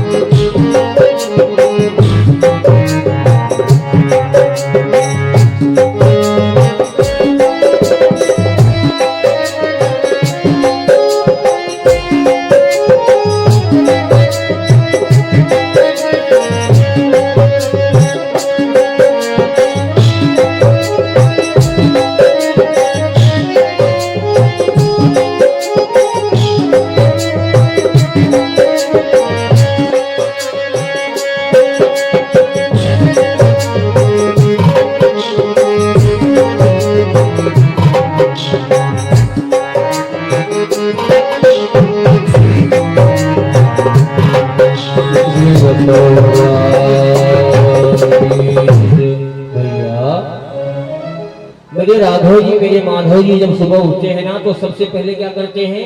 अपने माँ बाप को प्रणाम करते हैं। वो बच्चे भी जब उठते थे तो जाकर के सबसे पहले अपने माता पिता को प्रणाम करते थे। लेकिन आज सुबह के 10 बज गए, अभी तक बच्चे नहीं उठे हो। लोगों ने देखा, बोले बोले बच्चे आज अभी तक आए नहीं, क्या बात है? और जाकर के देखते हैं तो सिर्फ बच्चों का धड़ दिखाई देता है, गर्दन कहीं नहीं दिखाई देती हो। फिर हाहाकार मच जाता है। एक रात पहले जिस पांडवों के बेड़े में खुशियां मनाई जा रही थी, आज वहां पे मातम मनाया जाने लगा हो। विधि ना तेरे लेख किसी के समझ ना आते हैं। भैया सारी ओर से एक पुकार बज गई। सभी उस हत्यारे उस पापी को खोजने लगे जिसने नृशंस हत्याएं करी है। जब तक आकर के किसी ने खबर दी कि द्रौपदी तुम्हारे पुत्रों का हत्यारा कोई और नहीं गुरु द्रोण का पुत्र अश्वत्थामा है। अश्वत्थामा भगवान को जब ये खबर लगी मेरे पुत्रों को किसी और ने नहीं बल्कि अश्वत्थामा ने मारा है, तो दौड़े कौन? अर्जुन। बोलिए द्रौपदी मैं तुमको वचन देता हूं आज सूर्यास्त होने से पहले जिसने भी तुम्हारे पुत्रों का मर्दन किया है मैं उस पापी की गला उसका गर्दन काट करके तुम्हारे शरणों में ला करके दूंगा। पास में खड़े भगवान द्वारिकाधीश ने कहा, बोले अर्जुन रुक, अर्जुन रुक जा। क्यों? क्रोध में लिया गया निर्णय सदैव मनुष्यों के लिए घातक हुआ है। भगवान जानते थे कि ये प्रतिज्ञा तो ले रहा है लेकिन पूर्ण नहीं कर पाएगा। क्यों? भगवान सर्वांतर्यामी है। भगवान ने मना किया, अर्जुन नहीं माना हो। बोले केशव रथ निकालिए और दोनों चल दिए हो अश्वत्थामा की ओर। इधर आकाश में उठते हुए धुएं को धूल को देख करके घोड़ों की टापों को सुनकर के अश्वत्थामा बचे समझ लिया कि अर्जुन आ रहा है मुझे मार डालेगा। प्राण रक्षण का जब कोई उसको उपाय नहीं सोचता है तो उस दुष्ट ने क्या किया? अपने दिव्यास्त्रों में से ब्रह्मास्त्र को निकालता है। ब्रह्मास्त्र का संधान करके अर्जुन के ऊपर छोड़ देता है। अर्जुन घबरा जाता है। अर्जुन घबरा जाता है।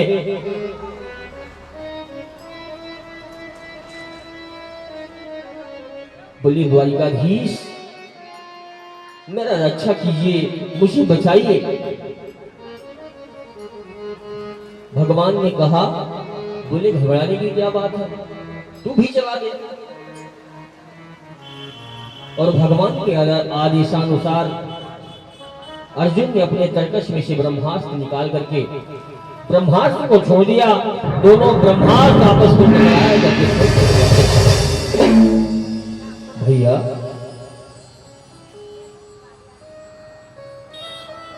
अर्जुन घायल सिंह की तरह अश्वत्थामा पे टूट पड़ता है। उसकी छातियों में पादप प्रहार करते हुए उसके बाल को पकड़कर घसीटते हुए ले जाकर के द्रौपदी के चरणों में पकड़ देता है। लेकिन द्रौपदी 2 कदम पीछे हट जाती है। आप कल्पना करो यदि किसी माँ के 5-5 बच्चों की किसी ने हत्या कर दी हो उसके जिगर के टुकड़ों की, तो वो क्या कहेगी उस हत्यारे को देख करके? भैया आप लोग सुन रहे हो, आप लोगों का मन द्रवित हो रहा है, लेकिन वो माँ कैसी होगी जिसके 5-5 बच्चों की गर्दन काट करके कोई ले गया हो और नीच पापी हत्यारा उसकी आंखों के सामने खड़ा हो। लेकिन धन्य हो देवी द्रौपदी। आपको मालूम है क्या कहा द्रौपदी ने? द्रौपदी ने कहा, अर्जुन मुच्यताम मुच्यताम ऐसा, अरे अर्जुन इसे छोड़ दो। द्रौपदी की ये बातें सुनकर अर्जुन की आंखें फटी रह गई। वहां उपस्थित सभी जन समुदाय हैरान होकर द्रौपदी की ओर देखने लगा। बोले बोले देवी आप कह रहे हैं कि इसको छोड़ दो? और किसी की तो हिम्मत नहीं हुई, लेकिन अर्जुन तो उनके पति थे, उन्होंने पूछ ही लिया। बोले देवी क्या मैं जान सकता हूं, क्या मैं जान सकता हूं कि आप अपने 5 पुत्रों के हत्यारों को क्यों मना कर रही हैं कि इसको छोड़ दो? क्या संबंध है आपका इससे?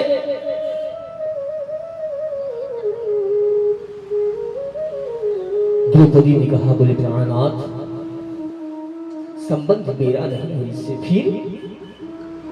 फिर बोले बोले इसका संबंध तो आपसे है प्रभु। ये आपके गुरु का पुत्र है, आपका गुरु पुत्र है। इसके पिता का तो पहले ही आपने वध कर दिया है। इसकी बूढ़ी माँ अब किसके सहारे जिएगी अगर आप इसका भी प्राणांत कर देंगे नाथ? आप गुरु हत्यारे तो पहले ही बन चुके हैं। गुरु के पुत्र का हत्या मत कराइए नाथ, इसको छोड़ दीजिए। यदि आप ऐसा कर देंगे तो आप में और इसमें फर्क क्या रह जाएगा नाथ? और इस बात को दूर खड़े तब तो नरसी भगवान श्री कृष्ण जी सुन रहे थे। भगवान श्री कृष्ण जी द्रौपदी जी की इन बातों को सुना तो उनकी आंखों में आंसू आ गए। हो आंसू आ गए। किसी ने कहा बोले द्वारिकाधीश रो रहे हैं। भगवान आप रो रहे हैं, आपकी आंखों में आंसू? भगवान ने कहा बोले आपने सुना नहीं क्या कहा द्रौपदी ने अभी? दुनिया की सारी माताओं को बनाने वाला मैं हूं। दुनिया की सारी माताओं के हृदयों को बनाने वाला मैं हूं। और एक आविष्कार करता ये जानता है कि सीट की कैपेसिटी क्या है। इस संसार की सबसे बड़ी कोई योद्धा है ना, तो माँ है माँ। ये धन्य है द्रौपदी जिसके एक नहीं 5-5 पुत्रों को इस दुष्ट ने मार डाला और फिर भी वो कहे कि इसको छोड़ दो। द्रौपदी तुम्हें मैं प्रणाम करता हूँ, मैं तुमसे प्रसन्न हूँ, मैं तुमको कुछ देना चाहता हूँ। द्रौपदी क्या दूं क्या दूं? इधर उधर जब नजर दौड़ाई कुछ नहीं मिला तो भगवान ने कहा मैं द्रौपदी को अपना नाम देता हूँ। और द्रौपदी को भगवान ने अपना नाम दे दिया। क्या? द्रौपदी उसी दिन से कृष्णा कहलाई हो। एक बोले कृष्ण और कृष्णा भगवान की। अब यहाँ पे एक बात समझने वाली है। क्या? जैसे कुछ लोग मैसेज करते हैं गुरुदेव जय श्री कृष्णा, क्या कहते हैं? जय श्री कृष्णा। तो जय श्री कृष्णा मत कहना, फिर जय श्री कृष्ण कहना। क्या कहना? जय श्री कृष्ण। या फिर जैसे किसी ने अपने बच्चे का नाम कृष्णा रखा है तो मत रखना। क्यों? ये द्रौपदी का नाम है। फिर आप अपने नाम जप में हरे कृष्णा हरे कृष्णा करते हैं तो भगवान को मिल जाएंगे, क्योंकि भाव को भाव वन खाला सहु नाम जपत मंगल जी, उसमें संशय नहीं है। लेकिन जब आप वैकुंठ में जाएंगे तो आपके साथ चीटिंग हो जाएगी। क्या? वहां नारायण धाम में नारायण आपका स्वागत करते हुए नहीं मिलेंगे, फिर द्रौपदी मिलेगी। आओ, क्या हुआ? आपने खूब मेरा नाम जप किया है। बोले मैं तो नारायण का नाम जप करता था। बोले वो तो कृष्ण है, मैं कृष्णा हूँ कृष्णा। तो आज से क्या जपोगे आप? जय श्री कृष्ण, जय श्री कृष्ण। कृष्णा नहीं जपना आपको। तुम सूली भक्त और भगवान की जय। भैया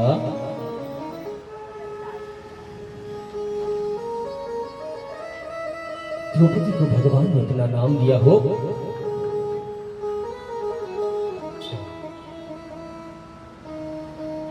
द्रौपदी ने मना किया।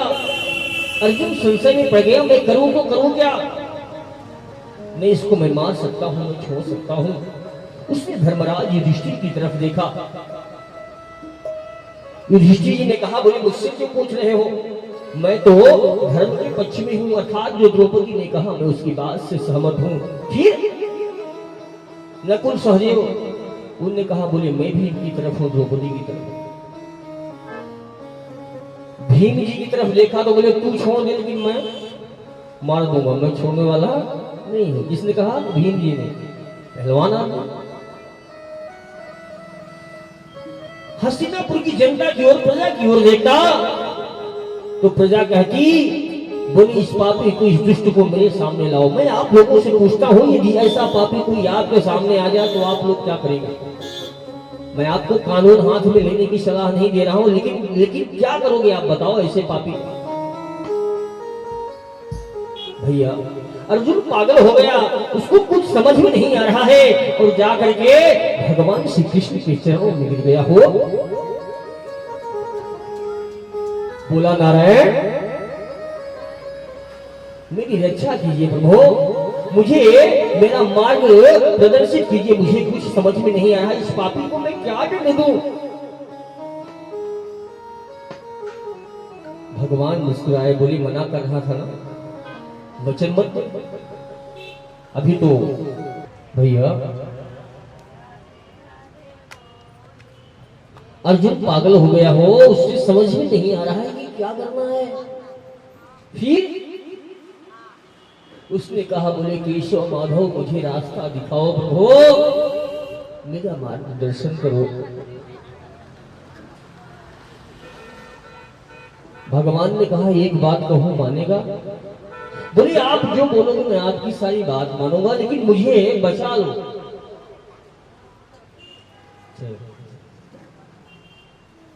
मुझे बचा लो। अच्छा, बोले एक काम कर, ब्रह्मबंधुर्हतव्य। बोले अर्जुन, ब्राह्मण को कभी मारना नहीं चाहिए। फिर आगे की लाइन कही क्या? आतताईव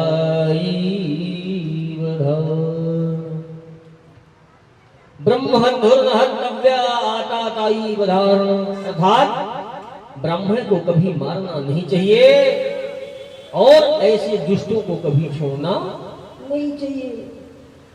अब अर्जुन का दिमाग और भर गया हो, वो बोलता है, बोले पहले तो मैं आधा पागल था, लेकिन अब लग रहा है कि पूरा हो जाऊंगा। मैं इसको मार दूं कि छोड़ दूं? आपने कहा क्या है? आपकी लीला तो आप ही जानो प्रभु। आपने कहा क्या? इसको मारने के लिए कहा या इसको छोड़ने के लिए कहा?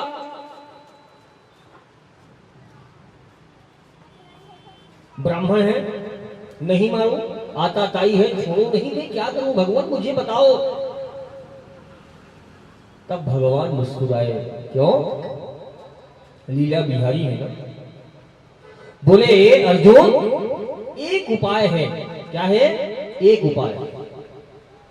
मैं तुझे वो उपाय बताता हूं जिससे आदमी जीते जी मर जाता है। क्या होता है? जीते जी मर जाता है। अर्जुन ने कहा, भगवान क्या ऐसा भी होता है? बोले हाँ। बोले कैसे होता है? बोले जिस आर्यपुत्र को अर्थात अश्वत्थामा को पूरा हस्तिनापुर गुरुपुत्र कह करके प्रणाम करता था, सम्मान की दृष्टि से देखता था, किसी के सामने इसके ब्रह्मत्व की निशानी, इसके शिखा का भंजन करवा दो और इसके सर से बालों को साफ करवा दो, आधे बाल को आधा मुंडन करवा दो, इसका आधा मूछों को साफ करवा दो,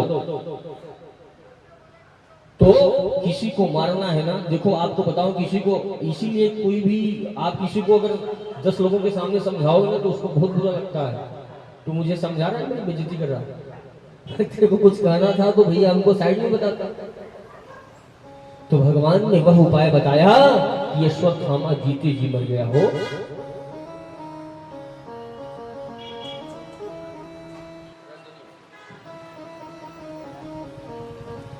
अश्वत्थामा प्रतिशोध की ज्वाला लिए हुए जाकर के लेट जाता है हस्तिनापुर से बाहर। लेकिन उसके हृदय में पीड़ा थी कि मेरा अपमान हुआ है, मैं इस अपमान का बदला अवश्य लूंगा हो। और इधर द्वारिकाधीश भगवान रथ पर सवार होकर के द्वारिका की ओर जाने लगे। सब कुछ व्यवस्थित हुआ जान करके समस्त हस्तिनापुर वासी भगवान श्री से हरि के चरणों में अर्घपाद दे रहे हैं, उनको प्रणाम कर रहे हैं, उनको विदाई दे रहे हैं। सब तो उनको विदा कर रहे हैं, लेकिन एक भक्त था जो उनको जाने नहीं देना चाहता था। कौन था? कुंती बुआ हो, कुंती बुआ। कुंती बुआ रथ के आगे आकर के खड़ी हो जाती है। बोले बोले केशव,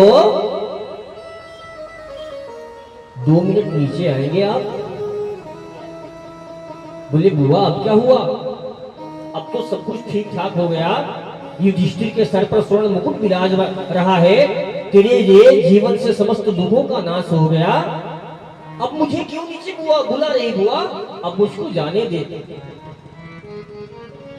देख मेरे भी बाल बच्चे मुझको याद कर रहे हैं। 16,108 बीवियां हैं मेरी जो मुझे याद कर रही हैं, और उन सभी के 11 बच्चे। अब मुझको जाने दे बुआ।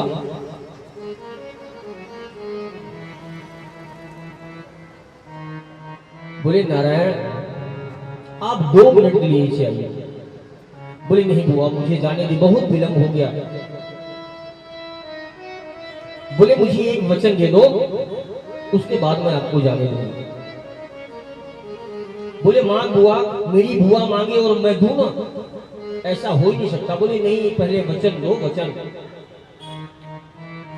ठाकुर जी जानते तो सब है, क्योंकि सबके मन में ही रहते हैं, लेकिन फिर भी लीला कर रहे हैं। दिया हाथ, कुंती के हाथों में हाथ रख करके वचन दिया कि मेरी बुआ मुझसे जो मांगेगी मैं उसको दूंगा, हो दूंगा। और इतना कह करके भगवान रथ से नीचे कूद करके आ जाते हैं।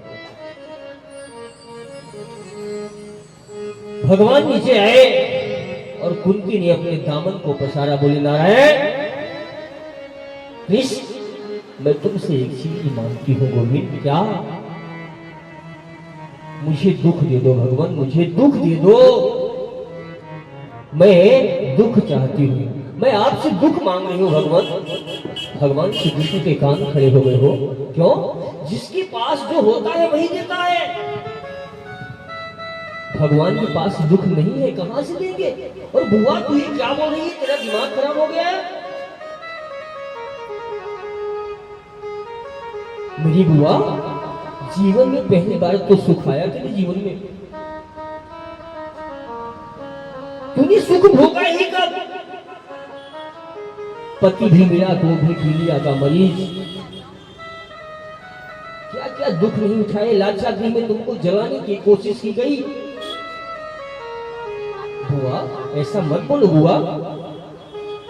बोले नहीं केशव, मुझे तो दुख चाहिए, दुख। बोले बुआ मैं तुमको दुख नहीं दे सकता बुआ, अभी तक तुमने सुख भोगा ही कब? और आज जब सुख की बारी आई तो मेरी बुआ मुझसे दुख मांग रही है। नहीं गोविंद, आप एक बात बताओ, क्या आपको ऐसा लग रहा है ना कि मैं अभी सुख में हूं? आप इस बात को मानते हो? बोले हाँ बुआ, वो तो दिख रहा है। पापियों का नाश हो गया, धर्मराज के सर पर स्वर्ण मुकुट विराजमान हो रहा है, सब कुछ व्यवस्थित है, जब भी तो मैं जा रहा हूं। बोले आप ये मानते हो कि जब मेरे जीवन में दुख था तो आप थे, क्या थे? आप। और जब आज सुख आ गया तो आप मुझे छोड़ करके जा रहे हो नाथ। मुझे ये सुख नहीं चाहिए हो, वो सुख किस काम का जो मुझे मेरे प्रीतम से, मेरे गोविंद से जुदा कर दे। और ये माया यही करती है प्यारो, यही करती है। कभी किसी व्यक्ति में सुख दिखाती है, कभी किसी वस्तु में सुख दिखाती है, कभी किसी ही स्थान का चिंतन सुखमय तरीके से करवाती है, जबकि है नहीं।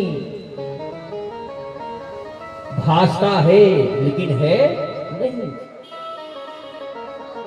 इस बात को सब जानते नहीं है, और जो जान गया जेहि जाने जग जाई हेराई, जागे स्वप्न मिथा हो जाए। प्यारो कुंती ने दुख मांगा, अभी तू दुख भी न मांग करके उसने वो कारण मांगा जिस कारण में भगवान की सन्निकटता बनी रहे, जिससे हमारे चित्त की वृत्ति हमेशा भगवान के चिंतन में गुजरे। जब हम दुख में होते हैं, कई लोग दुख में भगवान को बहुत याद करते हैं, भगवान सुख में नहीं याद करेंगे। सुख में तो मैंने किया, किसने किया? मैंने। कोई एक मोटरसाइकिल लेकर के आता है तो पूरे मोहल्ले में मिठाइयां बांटता है, क्यों? मेरी उपलब्धि है। क्या है? मेरी उपलब्धि है, मैंने खरीदी है। और एक 50 रुपए की बनियान लेकर के आया, खूंटी में टांग दी, सुबह ऑफिस जाना था, जल्दी में खींची, फट गई। भगवान ने क्या कर दिया? कल ही तो खरीद के लाया था। जब जीवन में कुछ अच्छा होता है तो उसका श्रेय आपने खुद को दिया कि मैंने किया, और जब कुछ बुरा हुआ तो भगवान ने कर दिया। हम कितने दोगुने दर्जे के, दोयम दर्जे के लोग हैं बताओ भैया। ऐसा नहीं होना चाहिए। जो ज्ञानी होता है, जो विवेकी होता है, वो जानता है क्या कि यह शरीर भी मेरा नहीं है। हो ये भी तो महापुरुष लोग कहते हैं क्या? मैं नहीं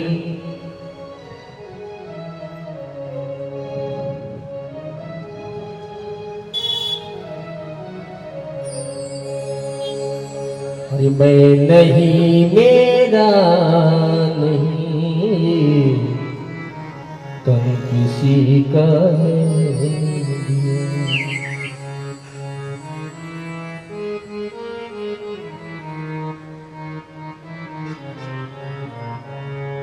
मैं नहीं मेरा नहीं ये तन किसी का है दिया। मैं नहीं मेरा नहीं ये तन किसी का है दिया।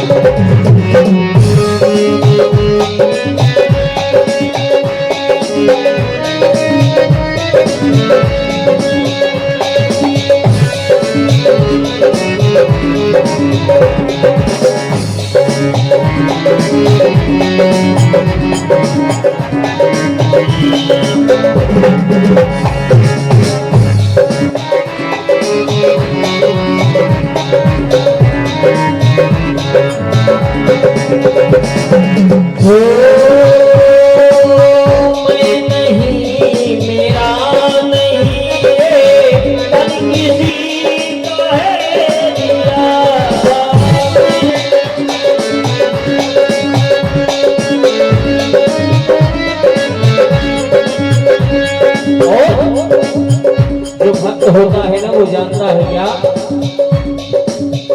जो भी मेरे पास है वो, जो भी मेरे पास है, रुपया 2 रुपया 4 रुपया, जो भी मेरे पास है वो किसी का है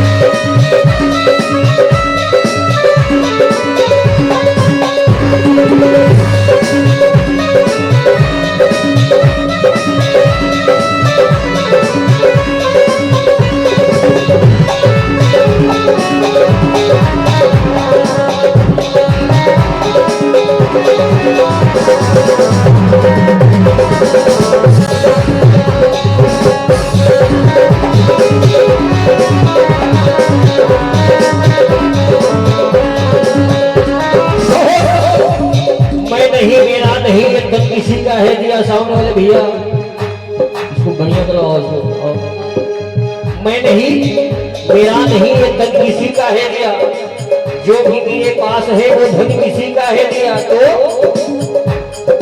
तो भी हम कहते हैं क्या, लेने वाला कहे उठाए मेरा है साथ से,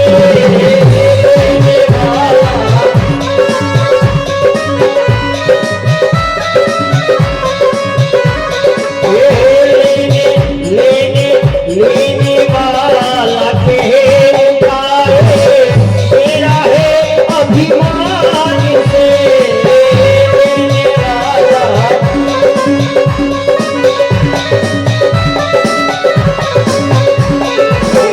मेरा है अभिमान से।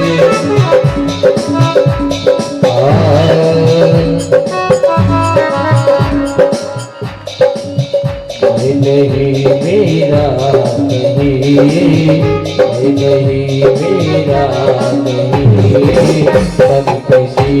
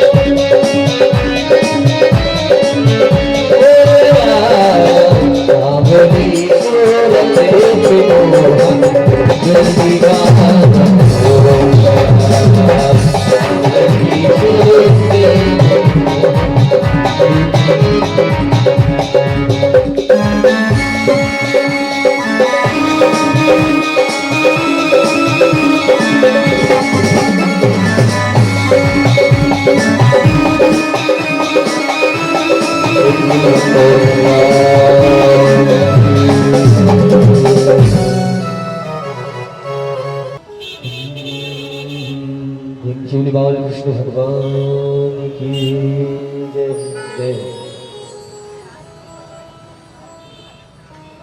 द्रौपदी ने कहा बोले भगवान इसको छोड़ दो नारायण। श्री कृष्ण ने कहा बोले इसको अपमानित करके छोड़ दो। अश्वत्थामा चला जाता है, प्रतिशोध की भावना भी जलने लगता है और प्रतिशोध की भावना में वो उधर जल रहा होता है। इधर भगवान श्री कृष्ण द्वारिका को जाने लगे। कुंती मैया ने वो कारण मांगा जिससे भगवान की सन्निधता बनी रहे, अर्थात अपने लिए दुख मांगा, लेकिन भगवान ने उनको दिया नहीं हो। क्यों? क्योंकि भगवान सुख सिंधु है। क्या है भैया? सही है? नहीं सही है? किसने सेट किया? जय श्री गणेश, जय श्री राधे राधे, जय श्री मंगल। हाई से बढ़ाइए इसकी। जय श्री राधे, जय श्री मंगल। गेट खोलिए लीजिए। हाँ तो भैया जिसके पास जो होता है वही दे। हाँ जिसके पास जो होता है वही देता है। भगवान क्या है? सुख सिंधु है, सुख सिंधु। आप कल्पना करो, आपने बहुत अच्छा बंगला बनवा लिया, बहुत महंगी महंगी एलईडी लाइट लगवा ली, चाइना की झूमर लगवा ली, लेकिन आपने पावर हाउस से कनेक्शन नहीं लिया तो लाइट जलने वाला है क्या? दीदी कथा करवा रही, यहाँ पे साउंड वाले भैया को बुला लिया, लाइट लगवा ली, सब कुछ कर लिया, लेकिन साउंड चलाने वाला नहीं, तो होगा क्या? नहीं होने वाला। तो भगवान क्या है? सुख सिंधु है। सुख का उद्गम कहां से हुआ है? भगवान श्री हरि के चरणों से। भगवान के पास दुख नहीं है, भगवान किसी को दुख देते ही नहीं, वो तो सुख सिंधु है। भगवान ने दुख नहीं दिया, लेकिन दिया क्या? बुआ कुंती को एक वचन दिया। बोले बुआ मैं आज ये तेरा पुत्र तुझे वचन देकर के द्वारिका जा रहा है कि मेरी बुआ जब मुझे याद करेगी उसके एक बुलावे में श्री कृष्ण तुरंत प्रकट हो जाएगा। वो वरदान दिया जो किसी को नहीं दिया था। हो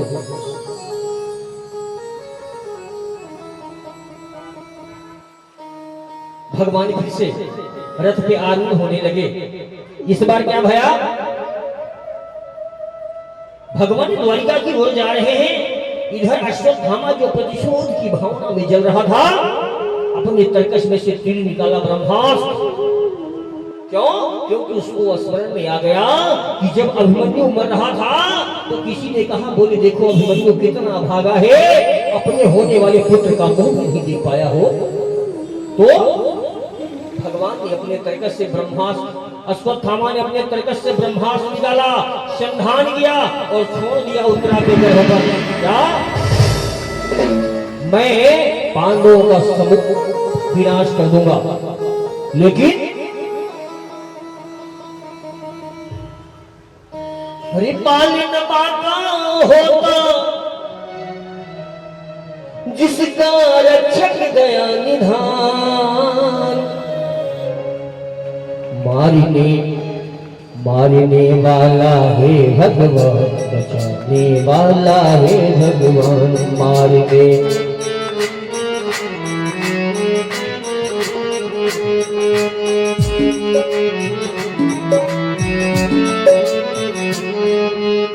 भगवान की जय हो।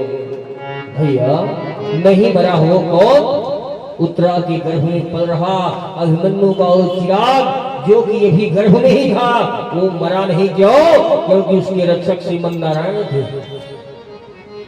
भगवान दूसरी बार रथ पर सवार होकर के द्वारिका की ओर जा रहे हैं तो क्या देखते हैं? उधर से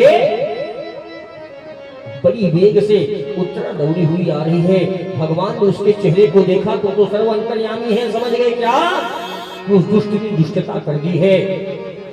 उसने ब्रह्मास्त्र चलाया और भगवान ने क्या किया? एक रूप से वो रथ पर खड़े थे। क्या थे? एक रूप से वो रथ पर सवार थे और दूसरे रूप से क्या किया भगवान ने? छोटा सा रूप बनाया और छोटा सा रूप बना करके जाके उत्तरा के गर्भ में समा गए। और जाकर के भगवान ने क्या किया, बड़ी ही द्रुत गति से कताव को घुमाया आकाश में, और वो ब्रह्मास्त्र वही आकाश में नष्ट हो गया। एक सूर्य भक्त और भगवान की जय हो। भैया भगवान जाने लगे थे से, लेकिन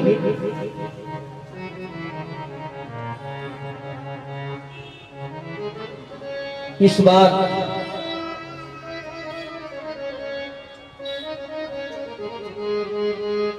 देखिए 4:15 बजे 4:30 बजे व्यास जी है ना, 4:30 बजे कथा प्रारंभ हुई थी। अब 2 घंटे में मैं क्या सुनाऊं आप लोगों को। आगे इतने सुंदर सुंदर प्रसंग है आज के दिन में, जो निकल जाएगा तो नहीं सुना पाऊंगा। आगे भीष्म जी की और श्री कृष्ण जी की बड़ी सुंदर सुंदर स्तुतियां हैं। भगवान ने जैसे अर्जुन को मोह हो गया था, तो भीष्म जी के पास में ले जाकर के भगवान भीष्म जी से युधिष्ठिर को भी ज्ञान दिलवाते हैं। उसके बाद चौथी बार भगवान रथ में आरूढ़ होकर के तीसरी बार चले गए कहां, द्वारिका को चले जाते हैं। भगवान के साथ में अर्जुन भी जाता है, और कुछ दिनों तक अर्जुन आता नहीं हो, कुछ दिनों तक अर्जुन आता नहीं। जब अर्जुन आता है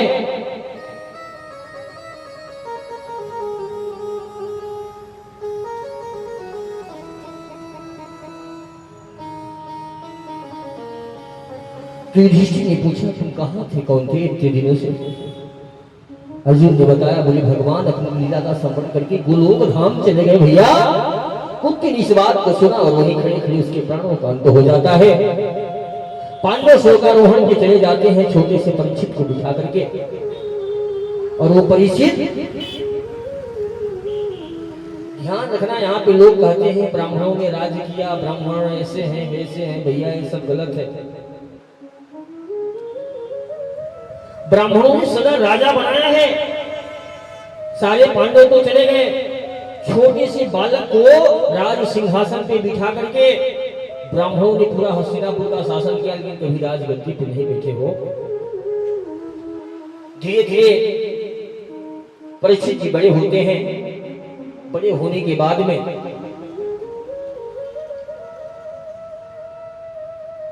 उनका शादी विवाह भी हो जाता है, बच्चे भी हो जाते हैं। एक दिन घूमते घूमते अपने नगर की सीमा में जो वापस प्रवेश कर रहे होते हैं, तो क्या देखते हैं, एक भयंकर सा खतरनाक सा दिखने वाला आदमी, विकराल स्वरूप का, एक बैल के 3 पैर जिसके पहले से कटे हुए हैं, चौथे पैर को काट रहा है, और वह बचाओ बचाओ कर रहा है। उसकी इस तकलीफ को देख करके धर्मपरायण परीक्षित जी ने अपने तलवार को अपनी म्यान में से निकाल लिया। बोले दोस्त रुक जा, तू जानता नहीं है किसका राज है, तू मेरे राज्य में कैसे अत्याचार कर सकता है। परीक्षित जी ने उसको रोका। बोले भैया आप मुझे कुछ भी कर लो, मार तो नहीं सकते हो। बोले क्यों? बोले ये युगों का धर्म है, मैं युग धर्म हूं। सतयुग के बाद त्रेता, त्रेता के बाद द्वापर, और द्वापर के बाद कलयुग आता ही आता है, अर्थात मैं कलयुग हूं। कलयुग कौन हूं? कलयुग। आप मुझे मार नहीं सकते हो। अच्छा, तो बोले मैं, आप धर्मात्मा हो इसलिए आपको एक उपाय बताता हूं। क्या बताता हूं? आप मुझे 4 स्थानों पे बांध दो, मुझे 4 स्थान दे दो, मैं वहीं निवास करूंगा। तो 4 स्थान बताए,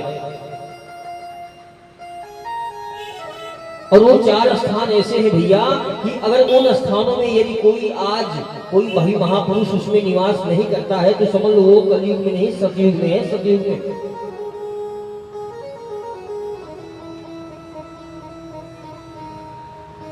पहला है चोरी, हिंसा, पाप। हम लोग कोई भी पाप ऐसे कर लेते हैं जैसे कोई देख नहीं रहा, ये नहीं मालूम है कि इस पूरे ब्रह्मांड को चलाने वाला भाई ये रचना है तो इस रचना को करने वाला भी कोई होगा। 4 स्थानों में कलयुग को बांध दिया। 5वां स्थान था स्वर्ण। कौन सा? स्वर्ण, अर्थात अनीति से कमाया गया धन।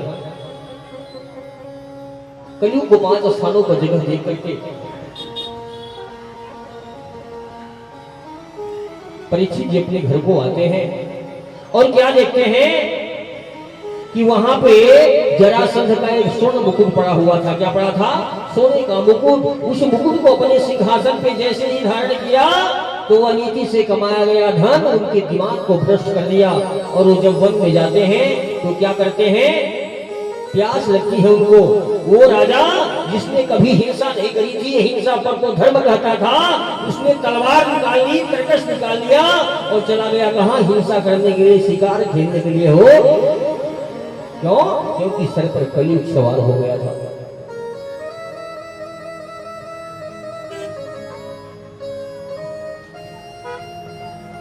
गए जंगल में भटकते भटकते उनको प्यास लगी, पानी की तलाश में आते हैं तो एक संत भगवान अपनी तपस्या में रखे हो समीप ऋषि के आश्रम में पहुंचे। समीप ऋषि के आश्रम में पहुंचने पे क्या देखते हैं कि वो समीप ऋषि तपस्या में लीन है। उनको प्यास लगी थी, उन्होंने उनको जगाने का प्रयास किया। बोले, हे संत, आप जानते नहीं कि भूमंडल का राजा, भूमंडल का अधिपति आपके सामने खड़ा हुआ है, आप उठकर उसका सत्कार नहीं करोगे?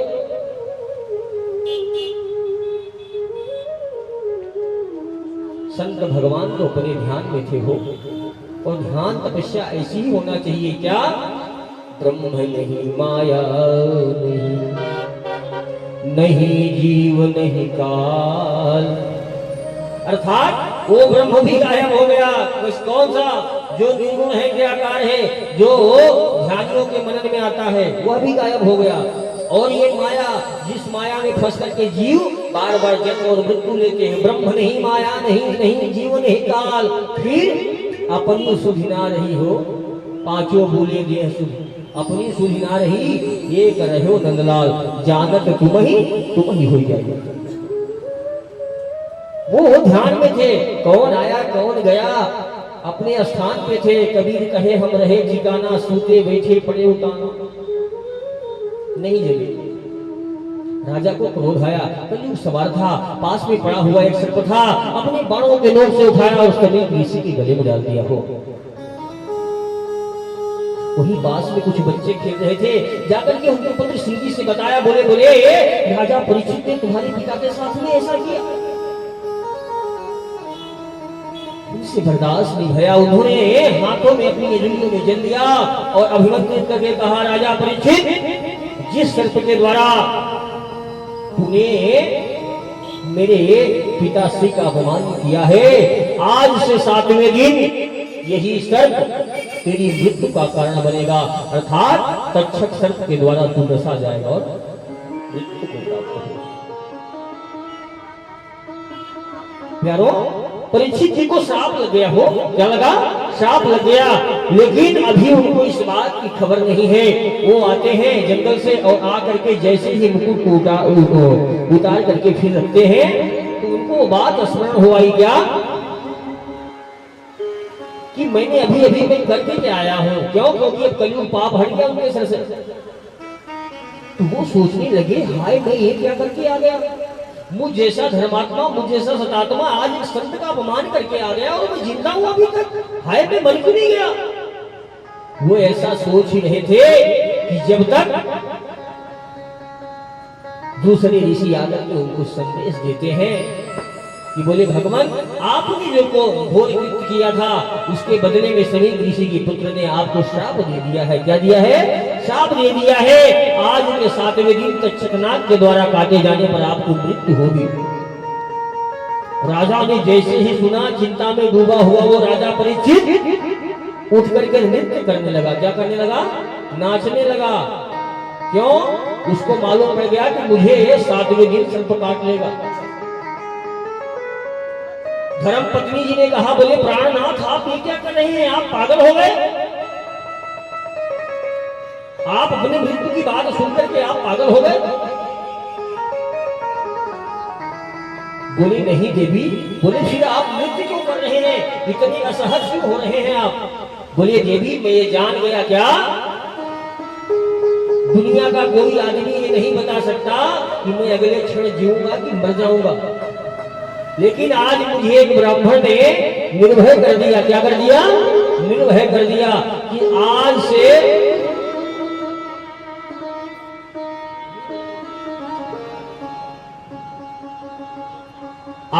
7वें दिन आपकी मृत्यु होगी, अर्थात 7 दिनों तक स्वयं काल भी मुझको नहीं मार सकता।